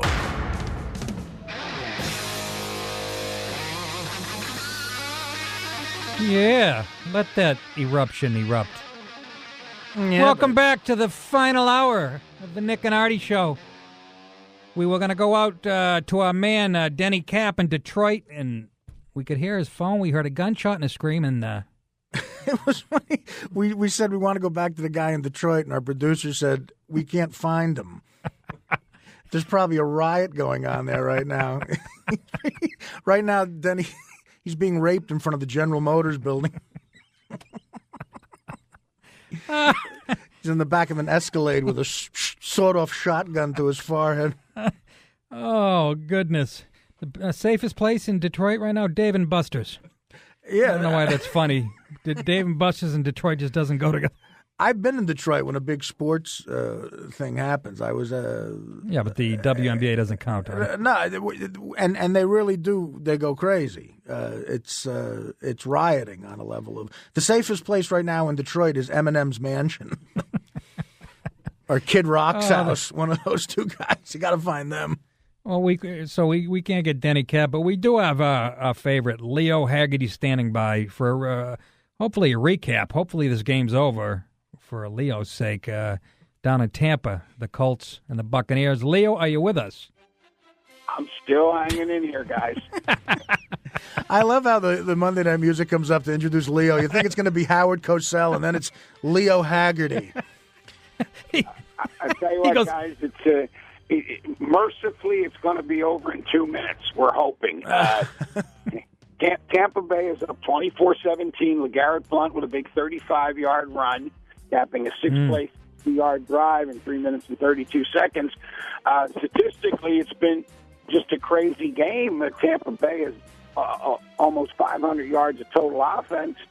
Problem is, they've had 14 penalties for 106 yards. So there you go. There's been a lot of laundry on the field for both teams. It sounds like you're losing your voice a little there, Leo. What are you doing? A male cheerleader? Yeah, jeez. Wow. I mean, we're sorry to send you to such a boring game. I mean, we should have let you, do it from some exciting place in Tampa, like a tanning salon or something. We'll make it up to you. We'll send you to the Cardinals-Bengals game next week. Yeah. Oh, yeah. Well, I'll tell you what, it could have been worse. I could have been in Detroit and getting shot at, right? Yeah, we can't find the kid in Detroit. We're a little worried about him. We might call the police soon. See what they. Anybody got John Walsh's number? I'll tell you what, we'll have to call out for anything here because it's less than 2 minutes and the Buccaneers are holding on to the ball right around midfield and hopefully 3rd and 4 at the Indianapolis 46. But the way this game is going, guys, they probably won't make the first down. And Indianapolis will come down, and I'll be talking to you in 5 minutes in overtime. Here's what you should do, Leo. You should get drunk, take off all your clothes, and just start singing the Hank Williams song. You know what, guys? I'd love to do that, but, Sister Mary Frances told me the only time I sing is when there's a fire because they want people to get out of the building, not stay in. You've done a great job, Leo. You really have. Thank you so much, Leo. That was Leo Haggerty. He'd rather be in Tripoli taking fire than... Leo's pissed we didn't send him to... Two guys were playing badminton up the street, and we didn't send them there. And he's probably right. The game, there's so much parity, it's probably not over. The Colts might not win a game this year. I disagree with that. Yeah. Who are they going to beat? They're going to. I have a visual of Peyton Manning with a neck brace on, backpedaling, being chased by Harrison for the Steelers with a neck brace and throwing a 60-yard touchdown. They're going to beat somebody because remember the Detroit Lions? Although they did lose them all, didn't they, one year? Yeah, I mean, I think the Colts will. It's just there's so much parity, and these guys don't always come to play every week. There'll be a team who's napping, and they'll get lucky. And Peyton might be back, like I said, they said in November. Well, Leo, I don't believe it, but that's what they're saying in the papers. Leo said they're looking at 2-14, so that's what you're thinking, maybe 2-14 for the Colts? Oh, I think that's 1 is at the top. Really? No, 2 is ridiculous. No, they're not going to win. They will win 1. Not 2. They'll beat the Jets if Rex Ryan predicts it. Yeah, exactly. Yeah, and well, how about that? Let's talk about those. What a disappointment so far the Jets have been. Well, but let's talk about the teams that just blew 20-point leads. Right. The Eagles against that powerhouse, the 49ers? I tell you, I would hate was that game in Philly? Yeah. That game was in Philly? Yeah. Oh, God. In Philly, and they were supposed to be the dream team, Doesn't work like that in football. I would not have wanted to. Could you imagine? Yeah, I mean, me and you do stand up. We've done stand up in Philadelphia, and they are amazing fans. Comedy fans. They're just as crazy as they come, and they're scary. They can be very scary. Yeah. Just imagine like having a 49ers shirt on at the end of that game, and going into the men's room. Hey, move over, man. Your foot's on my.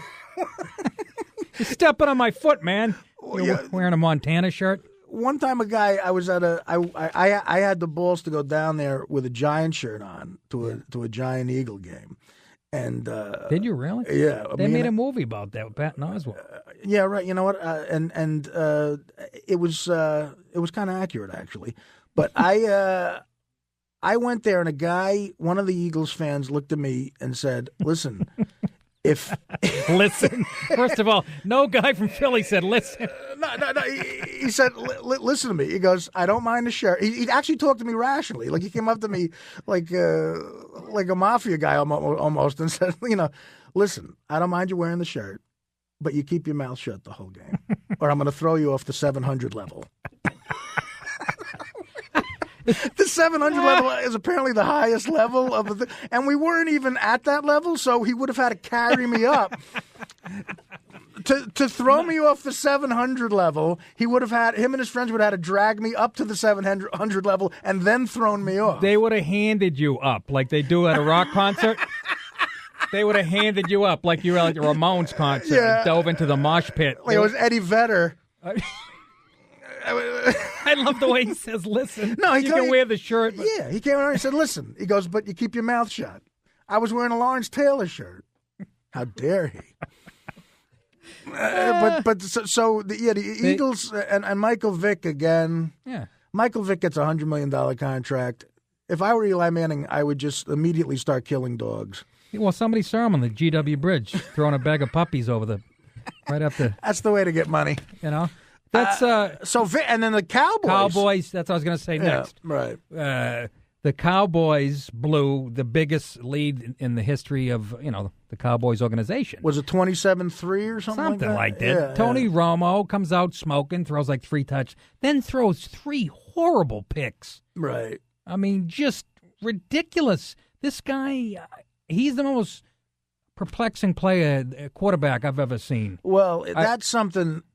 Like Tony Romo's a guy who I think Dallas fans think could go to that next level of quarterback, like where you're almost a Hall of Famer. A lot of people think that, but that's something. I mean, you talk to Cowboy fans, they're like Romo's the real deal. But you know what? A Joe Montana doesn't do what he did yesterday. It doesn't happen. But seriously, nobody thinks Tony Romo's a Hall of Famer, unless Jessica Simpson, while she was dating him, maybe.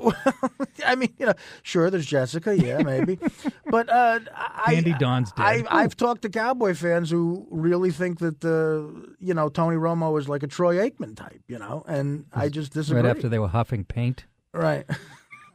He can't even. What do you mean? He's never won a big game.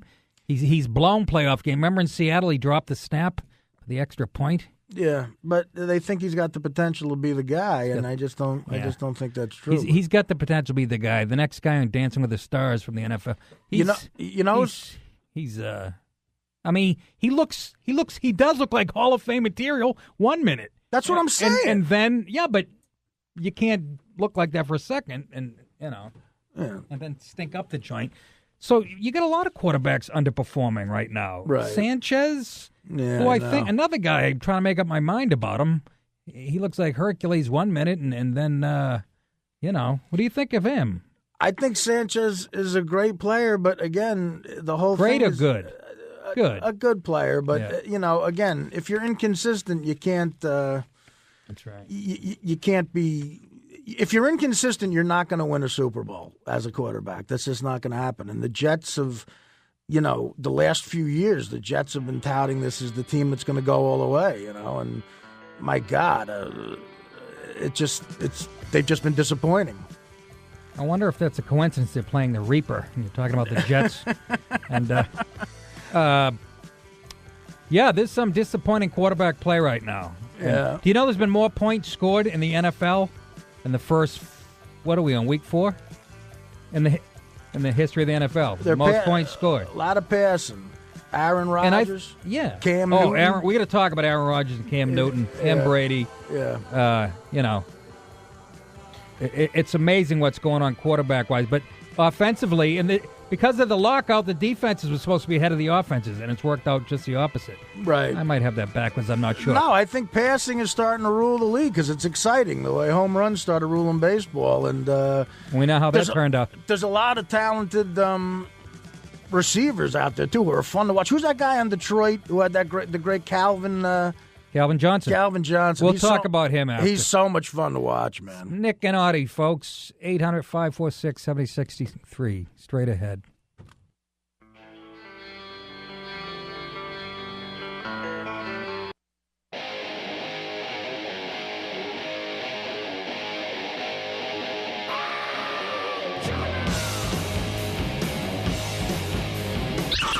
One's from Boston, so he hates everything. The other guy's from New Jersey, so he hates everything. It's a match made in heaven. The Nick and Artie Show. Boy, I hate those rejoiners. Now, that's actually a great one. They have us figured out. Yeah, exactly. 800-546-7663, and we're streaming at nickанdartie.com. And this show, we agreed that, look, we're going to do sports. Obviously, it's a sports talk show, but we're going to talk about a lot of other stuff. Oh, yeah. Apparently, as entertainers, we have that ability. And, speak for yourself, but go ahead.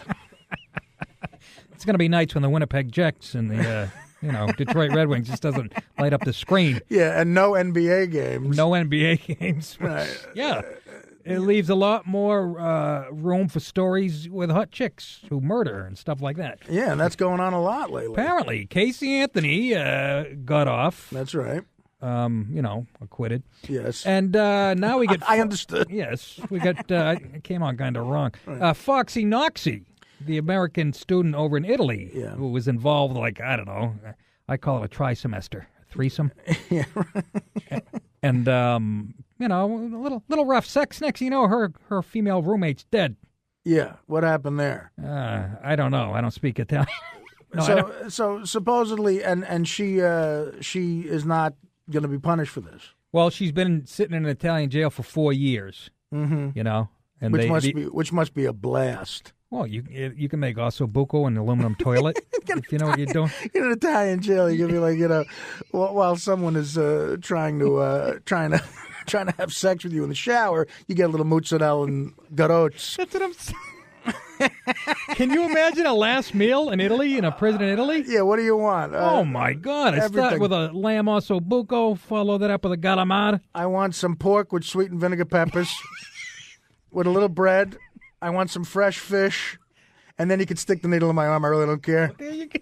At that point. I'm telling you. I had an uncle who used to eat fresh mozzarella like an apple. He would just hold it in his hand and eat it.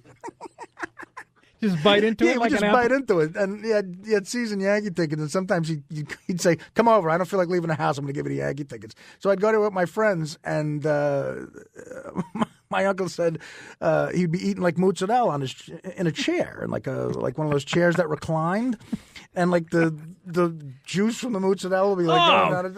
I mean, the guy knew how to have a good time. He knew how to live. Absolutely. And mozzarella juice in his chest hair. Yeah. And I said, I would say to him, thanks for the Yankee tickets, and he would say, I'm not going to charge you, but give me a kiss on the cheek. That's all he would say. With the mozzarella over his face? I just want a kiss on the cheek. And I would kiss him on the cheek, and then I would leave with the Yankee tickets. So that's what the last meal would be for me in an Italian jail. I had an uncle like that. I had to kiss him on the mouth, though, for the tickets. Well, listen. I don't know where he is now. We all have different childhoods. But so she's been in for 4 years. Yeah, an appeals court overruled it today, or whatever the legal jargon is. And it just dawned on me. She's like a good-looking girl. She's hot. And if you want to see her, I think somebody's bringing pictures over to you right now. This is always distracting. Oh wow, look at her. Yeah, she looks like a. Who's she look like, Artie? She looks like a young. Kate Beckinsale, almost. Am I right? Is Kate Beckinsale old now? I don't even. She looks almost like a young. Who's the chick who Justin Timberlake is dating? My niece. What's her name? She looks almost like a young Lindsay Lohan. Yeah, she looks. She named 9 different actors. She looks like a young Robert Urich. She almost looks like a young Bonnie Franklin. Yes, kind of. She's got a young sort of. She looks like a young Phil Esposito. She looks like a young Ruth Buzzy. Kind of a. Yeah, she looks like a young Dustin Hoffman. Well, it dawned on me that because she's good looking, that I don't think the world it's so politically correct. Not just in America. We can't. We don't have the guts to put a woman to death or give her the electric chair or what. No, I'm not saying maybe she's innocent. We won't kill the cute ones. If she was fat and had a mustache, right, she might be, fried away right now. Well, it's like animals. The only animals that aren't defended are the awful-looking animals. Like people are all for saving cute cats and dogs and stuff and dolphins. But that's true. The wildebeest is like 2 left. There's no wildebeest march going on in Washington because they're just ugly-looking animals. And nowadays, looks is everything. And as a guy who's never been like a 10, let's say, It aggravates me now because of Facebook. Dentists have headshots, like they get photo shoots done, you know, and people are choosing doctors based on what they look like. Yeah. You know what I mean? No, you're right. We're that shallow. Yeah. It's the last 2 weeks of the Roman Empire. We're witnessing it. Yeah. Seriously. You know, I believe that with all of my heart. You see a guy with like a tooth, like a bicuspid coming out of his left cheek, and you go, what happened? Well, my dentist sucks, but she's hot as hell. Let me show her to you on my iPhone. Well, I used to say that. You ever go to a hairdresser? You know. Yeah. Was it? She can't cut hair for crap, but you keep going back to her because she's, like, good looking. Oh, absolutely. You're leaving there with the pigtails and a mohawk. See you again next week, Cindy. She's got like a club hand and can only hold the scissors with her. Forget about it. But she's got a cute face. Everybody, like landscapers, do photo shoots now for their Facebook page. You know what I mean? 800-546-7663. I don't know why we're giving that number out. We're not going to let you in. We're yapping away. Yeah. So I see, Casey Anthony, she gets off, and then this girl is free now. It's like, it made me wonder. And the jails are filled with ugly women. I don't know if you've ever seen. Oh, I do. I watch Lockup. Lockup, yeah. Are you kidding me? There's not one hot chick. What do you mean? Like a girl that looks like Dominican Sue? What's his name? What's the guy? Yaphet Kotto? The guy. No, the lineman for the Lions. Oh, yeah, right. Exactly. Dominican Sue. That's what they look like. Would have been funny if I got that out in English. That's a perfect example. If you watch Lockup with the women's jails, no one is hot. It's all they just lock up ugly people. Because I think some of them might go in looking a little bit hot, and they get their teeth knocked out in the shower by a girl with ankles like Tony Saragusa. Yeah, a lot of the chicks on Lockup look like me, quite frankly. And you don't see these cute broads going away. But this Amanda Knox, listen, she has paid somewhat of a price. 4 years in a foreign jail. That's rough. Yeah. So they're all excited, but nobody talks about the Kircher family, the girl who was killed. Yeah. How are they feeling tonight? No, I know. They just cover Foxy Noxy. She's all over the news. I want to hear about the Kircher family and how are they feeling tonight? Yeah, people always forget about the victims. That's happened to me. I've been a victim of several crimes, and I've been forgotten. You'll never be forgotten, Artie. You're a living legend. I agree. I think it sucks that they and nowadays you see her everywhere. I just looked at 42 pictures of her on the internet. Yeah, Foxy Knox. Yeah, and you can't get rid of her. And if you're the family of the victim, you're just screwed. So the moral of the story is, if you're a girl out there and you got a weight problem, I'd think twice about killing somebody. Yeah, before you kill somebody, do a few sit-ups, honey. Yeah. Yeah, go to Bally's. Sign up. I don't know, maybe some Pilates. If you're going to kill somebody, you better have good bone structure. We find the defendant. Oh, are those love handles? Guilty. We find her guilty. There's no physical evidence other than her pot belly. OJ, good-looking guy. Yeah. I'm telling you. Yeah. Well, wait a minute. Does that fit the theory? It does. He was a good-looking guy, and he got off. He got off. Yeah. Something tells me that had something to do with race. We'll be back right after this. It's Nick and Artie.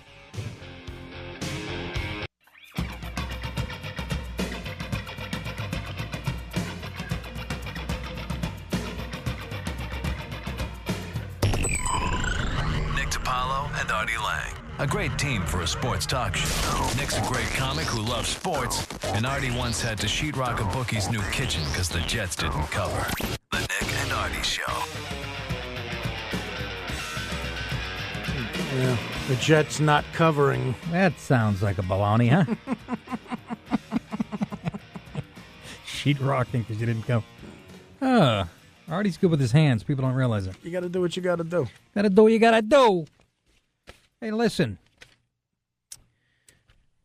I like, this is in the news now. Right. HGH testing in the NFL. Yeah. How do you feel about that, Artie? You seem like the guy to go to with this type of question. Do you think so? Because I've grown a lot as a human? Exactly, both spiritually and... Yeah, I mean, listen, I think, again, if a guy chooses to do that stuff, it should be his own choice. Let him do it. And if it makes the games more exciting, I mean, listen, baseball looked the other way with steroids because people were launching home runs. Right. And what about the integrity of the game, Artie? To me, the integrity of the game is, if you're a fan, you want to go and you want to see. I mean, look, baseball purists will say a 1-0 pitcher's duel is a real game to watch, but. I don't buy that either. I don't buy it. You want to see home runs. Well, Jose Canseco, speaking of HGH, right. He said it best. He says Jose Canseco actually said, "I'm more exciting striking out 3 times and watching Wade Boggs go 5 for 5." And he had kind of a point. Yeah, you like those guys with the big swing. I mean, but again, like a guy like Barry Bonds, when it's that obvious, when one winter a guy gains 40 pounds in his forehead, you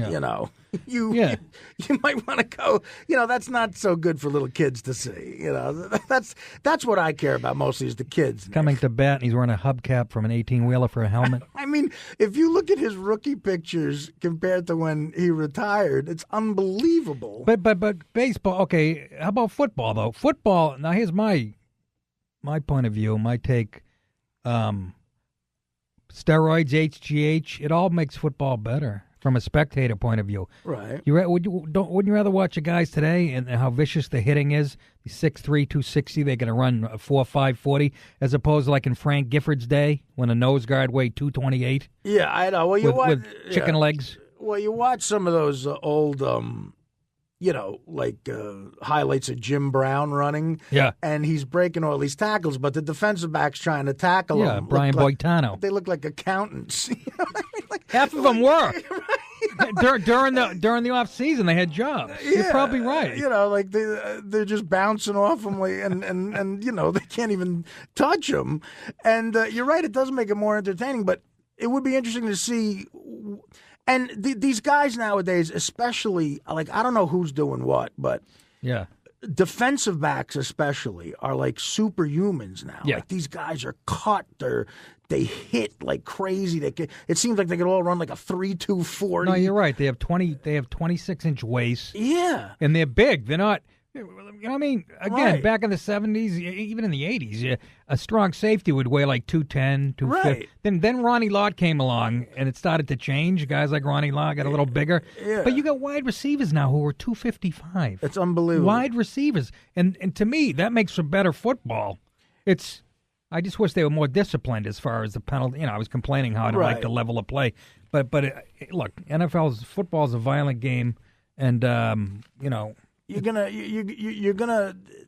I would like to see, like, if that stuff were completely out of the game, what it would be like. I mean, just the drugs and stuff. Yeah, I mean, well, if you want to see that, watch NFL films, like Alan Amici diving over the goal line, 180 pounds. Again, it's like getting back to the 70s, like those Raider teams. Now you're talking my like the secondary of those Raiders teams, like Jack Tatum and Atkinson. George Atkins. Those are my hero. I don't know why the dirtiest players. For some reason, they were. We always tell this story about how one of the greatest stories you hear is in training camp. Like the Raiders training camp back then was like bikers would go and hang out at the training camp. Absolutely. And there was nothing but partying going on. Yeah. And one time Skip Thomas one time Ken Stabler overthrew Cliff Branch, and supposedly Cliff Branch took his helmet off, put it down, sat on the helmet, and smoked a cigarette. Yeah, that's in the book.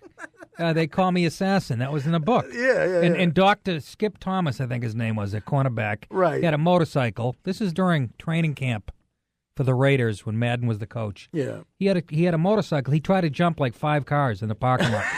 ended up in the hospital and missing like the first half of the season. They were like the guys from Jackass. You got Ryan Dunn as tight end for the Raiders. You got Jack Tatum jumping into a ceiling fan going at 1,000,000 miles an hour just to stop it. They were. You know what was great about my favorite? I love all sports, but the best rivalry, other than Yankees Red Sox in the '70s, the Raiders and the Steelers. Yeah, that was great. They actually played one time. and it was such a vicious game and so much criminality. They had to go to court. Remember? Yeah, Chuck Noll was on the stand, and they asked him, "Is there a criminal element to your team?" And he said, "Yes." And they weren't even as dirty as the Raiders. Yeah, sports back then was just different. The players were more honest. They didn't have Twitter and TV shows. Well, exactly, and they were just these grueling and they all needed jobs in the off season. They worked like they framed houses and stuff. And worked construction. Look, Steve's so young, he's laughing at. Yeah, and my favorite story from the 70s is one time supposedly there was a death threat on Tom Landry, the Cowboys coach. Someone said a sniper said they were going to shoot him from the stands. And none of the players stood next to Tom Landry. Every single Cowboy was like 80 feet away from him. Nowadays, it's like, no, we support our coach. We're going to stand around. Yeah. Back then, it's like, nah, man, I'm not getting shot. They were. It was so funny that those defensive backs. They were such a dirty team. They're playing New England. Excuse me. And 1975 AFC Championship. Right. First play of the game. Russ Francis goes to the tight end. Yeah. He's not even in the pattern. He's not the primary receiver. George Atkinson, it's the first play of the game, a second play, runs up and punches him in the face, breaks his nose. They show it, the replay. I almost fainted. He goes to the sideline. He takes his helmet off. His nose is all over his face. You know what they were like? They were like the Hanson brothers in Slapshot. In the movie Slapshot, they were like before the game they would just start a fight during the national anthem. The Immaculate Reception. That's the classic story of all time. All Jack Tatum had to do was knock the ball down. Yeah. And Fuqua, the receiver. But he did what a good safety should do. Game over. Instead, he tried to take the guy's head off. It was such a beautiful hit. I mean, he literally comes up on him and hits him with such force with his head and his shoulder and knocks the ball clear into Franco Harris's hands. And that's it. He was he's a Hall of Famer. This guy 5'10", 220. Yeah. And he ran a 4.40 at Ohio State. I remember reading that. Right. Just a freak. Yeah. And give you an idea what neighborhood he grew up in, how tough it was. Used to beat him up and take his lunch money. George Foreman. Jack Tatum? Yeah. Really? They grew up in the same project. In Houston. Houston or Jersey? No, they're from Houston. Yeah. I know Foreman's from Houston. Yeah. I didn't know that. Yeah. Yeah, in the same projects. Oh, could you imagine? Yeah, George Foreman used to beat him up and take his money. Can you imagine if George Foreman wants your lunch money? Is there any, a 16-year-old George Foreman comes up to you and says, "Listen, I need your lunch money." Is there any argument at all? And this is before he was a multi-zillionaire with his grills and stuff. A little bit angry, chip on his shoulder. Can you imagine? Yeah, and Tatum's no shrinking violet. And he just pound Tatum. Great thing about Tatum was, again, that hit. Remember the hit at the goal line he gave on Earl Campbell? Yeah. And Campbell somehow fell into the end zone. But he just, my two favorite plays, banging heads. And that's when I knew he was a badass, Tatum. Because Campbell fell over and stayed down in the end zone. One of the toughest running backs ever. Jack Tatum didn't even flinch. Stepped over him. But that's what I mean. Imagine those guys with that mentality making that little money also on steroids. Imagine, they say steroid gives you steroid rage. Imagine Jack Tatum in a steroid rage. Which leads to helmet. I understand that to an extent. I do understand, because someone's going to get killed one of these days. Yeah. I understand the helmet-to-helmet stuff, but they're getting a little touchy-feely with the quarterbacks. Somebody grazes somebody's nose with a hand in there. Yeah, the quarterback, the in-the-grasp rule had to come in, and that took away some of the excitement. It was so much fun to see a quarterback desperately trying to get away from 8 guys that were grabbing at him. But now it's Those are that's the reason I started watching the hits that they outlawed. That's what I loved about, because I said, I was 10 years old and I loved Jack Tatum. Right. Those are the hits that are kind of outlawed now. Yeah. Well, Jack Tatum paralyzed Darryl Stingley. I know. And that's the type of stuff that would happen. Yeah. So I agree with the helmet on helmet. Yeah. But there's I saw a few hits in college this weekend that could have.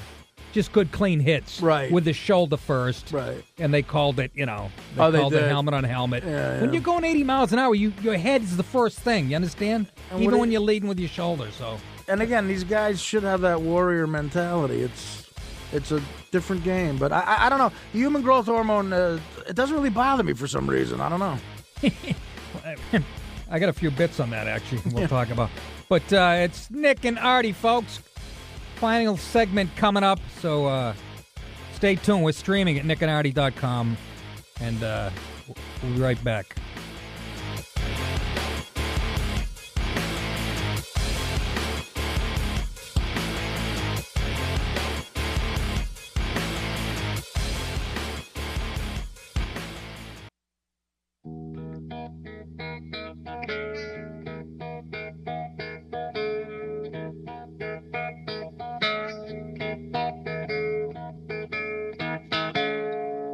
You know him from his razor-sharp stand-up specials, comedy roasts, his own radio show, and numerous cameo appearances.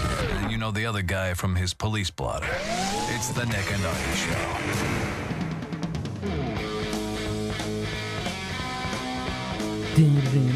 Show. Once again, I'm really catching it from these bumpers.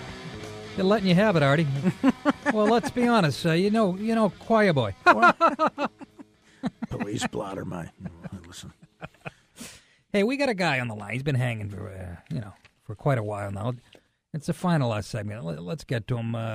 Anthony in New Haven. He wants to talk about Mayweather versus Ortiz, and I'm sure Artie has a take on that. Hello? Anthony. Hey, guys. Anthony, welcome to the show. What's happening? Hey, thanks a lot. Hey, Artie, good to hear your voice. Thanks, Anthony. All right, man. I think you guys are real funny. Hey, Rick, do you do comedy too? Rick, you got the wrong name, stupid. How's things in New Haven, Chooch? Rick, do you do comedy? That's Anthony. That's why I've been making him sit there on hold for 10 minutes. Go back to what you were doing. Not cleaning your bathroom. Right. Hey, Rick, which is intentional because I think that guy's done that before to me. Has he really? Yeah. Well, his type of comic. He likes Dice's intelligent, smart stuff. You know what I mean? He likes the heady stuff. Listen, Dice had some stuff, but he wanted to talk about Mayweather Ortiz. Yeah. And did you happen to see that? I didn't see it that night, but I saw it. And do you think what Mayweather did was wrong? Absolutely not. Me neither. Protect yourself at all times. How long does Ortiz think the apology is going to go on for? Well, that's what I was saying. It looked like they hooked up on a dating service. Yeah. He kept hugging him. He kept hugging him. They were soulmates. Yeah. eHarmony was involved. There's a boxing match going on, and Mayweather is in that killer mode mentality. And Ortiz is coming over there, and he's open, and what do? You punch him in the face. That's what you do. That's what I would have done. Get paid for. Yeah. Why was he looking over at the ref, Ortiz? I don't know. I think he thought like the whole love affair was going to continue for some reason. Yeah. I don't know, but Mayweather's tough. Yeah, but he's running away from Pacquiao. Let's be honest. He is. But show me something. Step up. You know how much money he'd. Yeah, well, I think that's going to happen. Yeah, when Pacquiao's driving around in a rascal. He's 106 years old, doing donuts in his living room with a gray beard. Yeah, no, it's got to happen. Can you imagine the payday for both of them? It'd be huge. Oh my! And goodness. Again, it brings boxing back too. Like boxing, I miss. All this MMA stuff or whatever it is. I don't know, for some reason I can't get into it. It's like every time I turn it on, it's two guys on top of each other. They look like they're having sex. And you don't like that, Artie? No, I mean, is that what you're telling me? It looks like there's a threesome and the ref is taking pictures. But you know what? You must not have been watching them for a while, because now when that's going on, they step in and make them get to their feet. Oh, really? Yeah. Until one of them climaxes. Then they go, up and at him, fellas. That's enough. No, I love that stuff, and I'm flipping through the channels, and I see it. It's entertaining. Oh, those guys are tough guys, and they, but Joe Rogan knows his stuff. Right? Have you heard Joe? He's the best. No, Rogan's great at that stuff. He's absolutely. Like the guy. Yeah. Who's the guy that Mayweather was threatening? Larry Merchant. Larry Merchant. Yeah. Joe Rogan's like the Larry Merchant of MM. Well, I think that's an insult to Joe Rogan. Well, you know what I mean. Yeah, kind of a legend. Rogan's a that Larry Merchant thing was hilarious too. Did you see that? That was more entertaining than the knockout. What did Larry Merchant say? If I was 50 years younger, I'd kick your ass. Then he laughed. which is great. That was tremendous. 50 years ago, the fetus that Mayweather had yet become would have beat up Larry Merchant. I mean, that really was funny. But I'm all for like good, like old time boxing. So Sure. I'm hoping the whole Mayweather thing goes down with Pacquiao. But Pacquiao, how about the hand speed on this guy? Yeah, what is that about? Right, freak of nature, man. It's fun to watch, but again, it started with kickboxing. You know, the great Norm Macdonald has that great joke about kickboxing. First of all, he's one of my favorites, and I don't think I know this bit. You don't know? You know how much I love Norm. He makes me laugh till I cry. When kickboxing came in, Norm had a joke where he used to go, there's that kickboxing now. That's great. Kickboxing combines the beauty and artistry of boxing with kicking. The beauty and artistry of boxing with kicking. And it's true. It's like, you used to love to watch boxers, and all of a sudden they can just kick a guy. I mean, it's like two broads fighting or something. It's like watching Shirley and Elaine fight in the hallway in the 8th grade. Stomping on your instep. Right. Jab, jab, jab, kick. The first kickboxing, Superfoot Wallace. I don't know if you're old enough, Artie. Superfoot Wallace. What do you think? How much younger am I than you? Not that much younger. Oh, yeah. I don't know. I'm going to be 44 in a week. Okay, then Superfoot Wallace. Never heard of him, you old bastard. Superfoot Wallace. Superfoot Wallace was the first kickboxing superstar in the 70s. Right. And I bet you can Google this and look it up. He was on Wide World of Sports. Right. And he was going to fight the best woman kickboxer at that time. Oh, that's great. So the bell rings. It was like a Monty Python sketch. The bell rings. She comes running out. He roundhouse kicks her, knocks her unconscious. Right. Like a rag doll. They pick her up, they give her some smelling salts, they send her back out there. Oh, my Boom! God. Hits her with like a straight right, drops her. It was like a Monty Python sketch. Yeah. It was the most brutal thing. How could anyone possibly let that happen? Well, it was the 70s. Billie Jean King was on top of the world. Right, after she beat Bobby Riggs. Yeah. And to this day, they still try to live out that dream. Physically, I'm sorry, you don't match up. But that was brutal. Yeah, it was that's the first time I remember actual. But I love that stuff. These guys. You're an MMA guy or whatever. Is that what it's called, MMA? Yeah.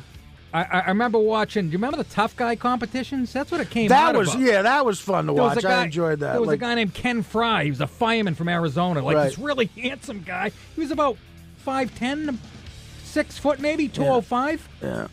He took on this 6'8" guy who was a black belt, who weighed like 350, and he knocked him silly. And that's when I fell in love with it. And now it's they have pads on their hands. I like those tough guy competitions where they have to. They have to throw a UPS truck over like a building or something. Folks, that's about it. This was fun. It was fun. We hope you enjoyed it as much as we did. Nick DiPaolo and Artie Lang, and we're going to be here for a long time to come, aren't we, Artie? That's right. We'll be back again tomorrow night. Go to nickandartie.com for more details. Take it easy, everybody. Later.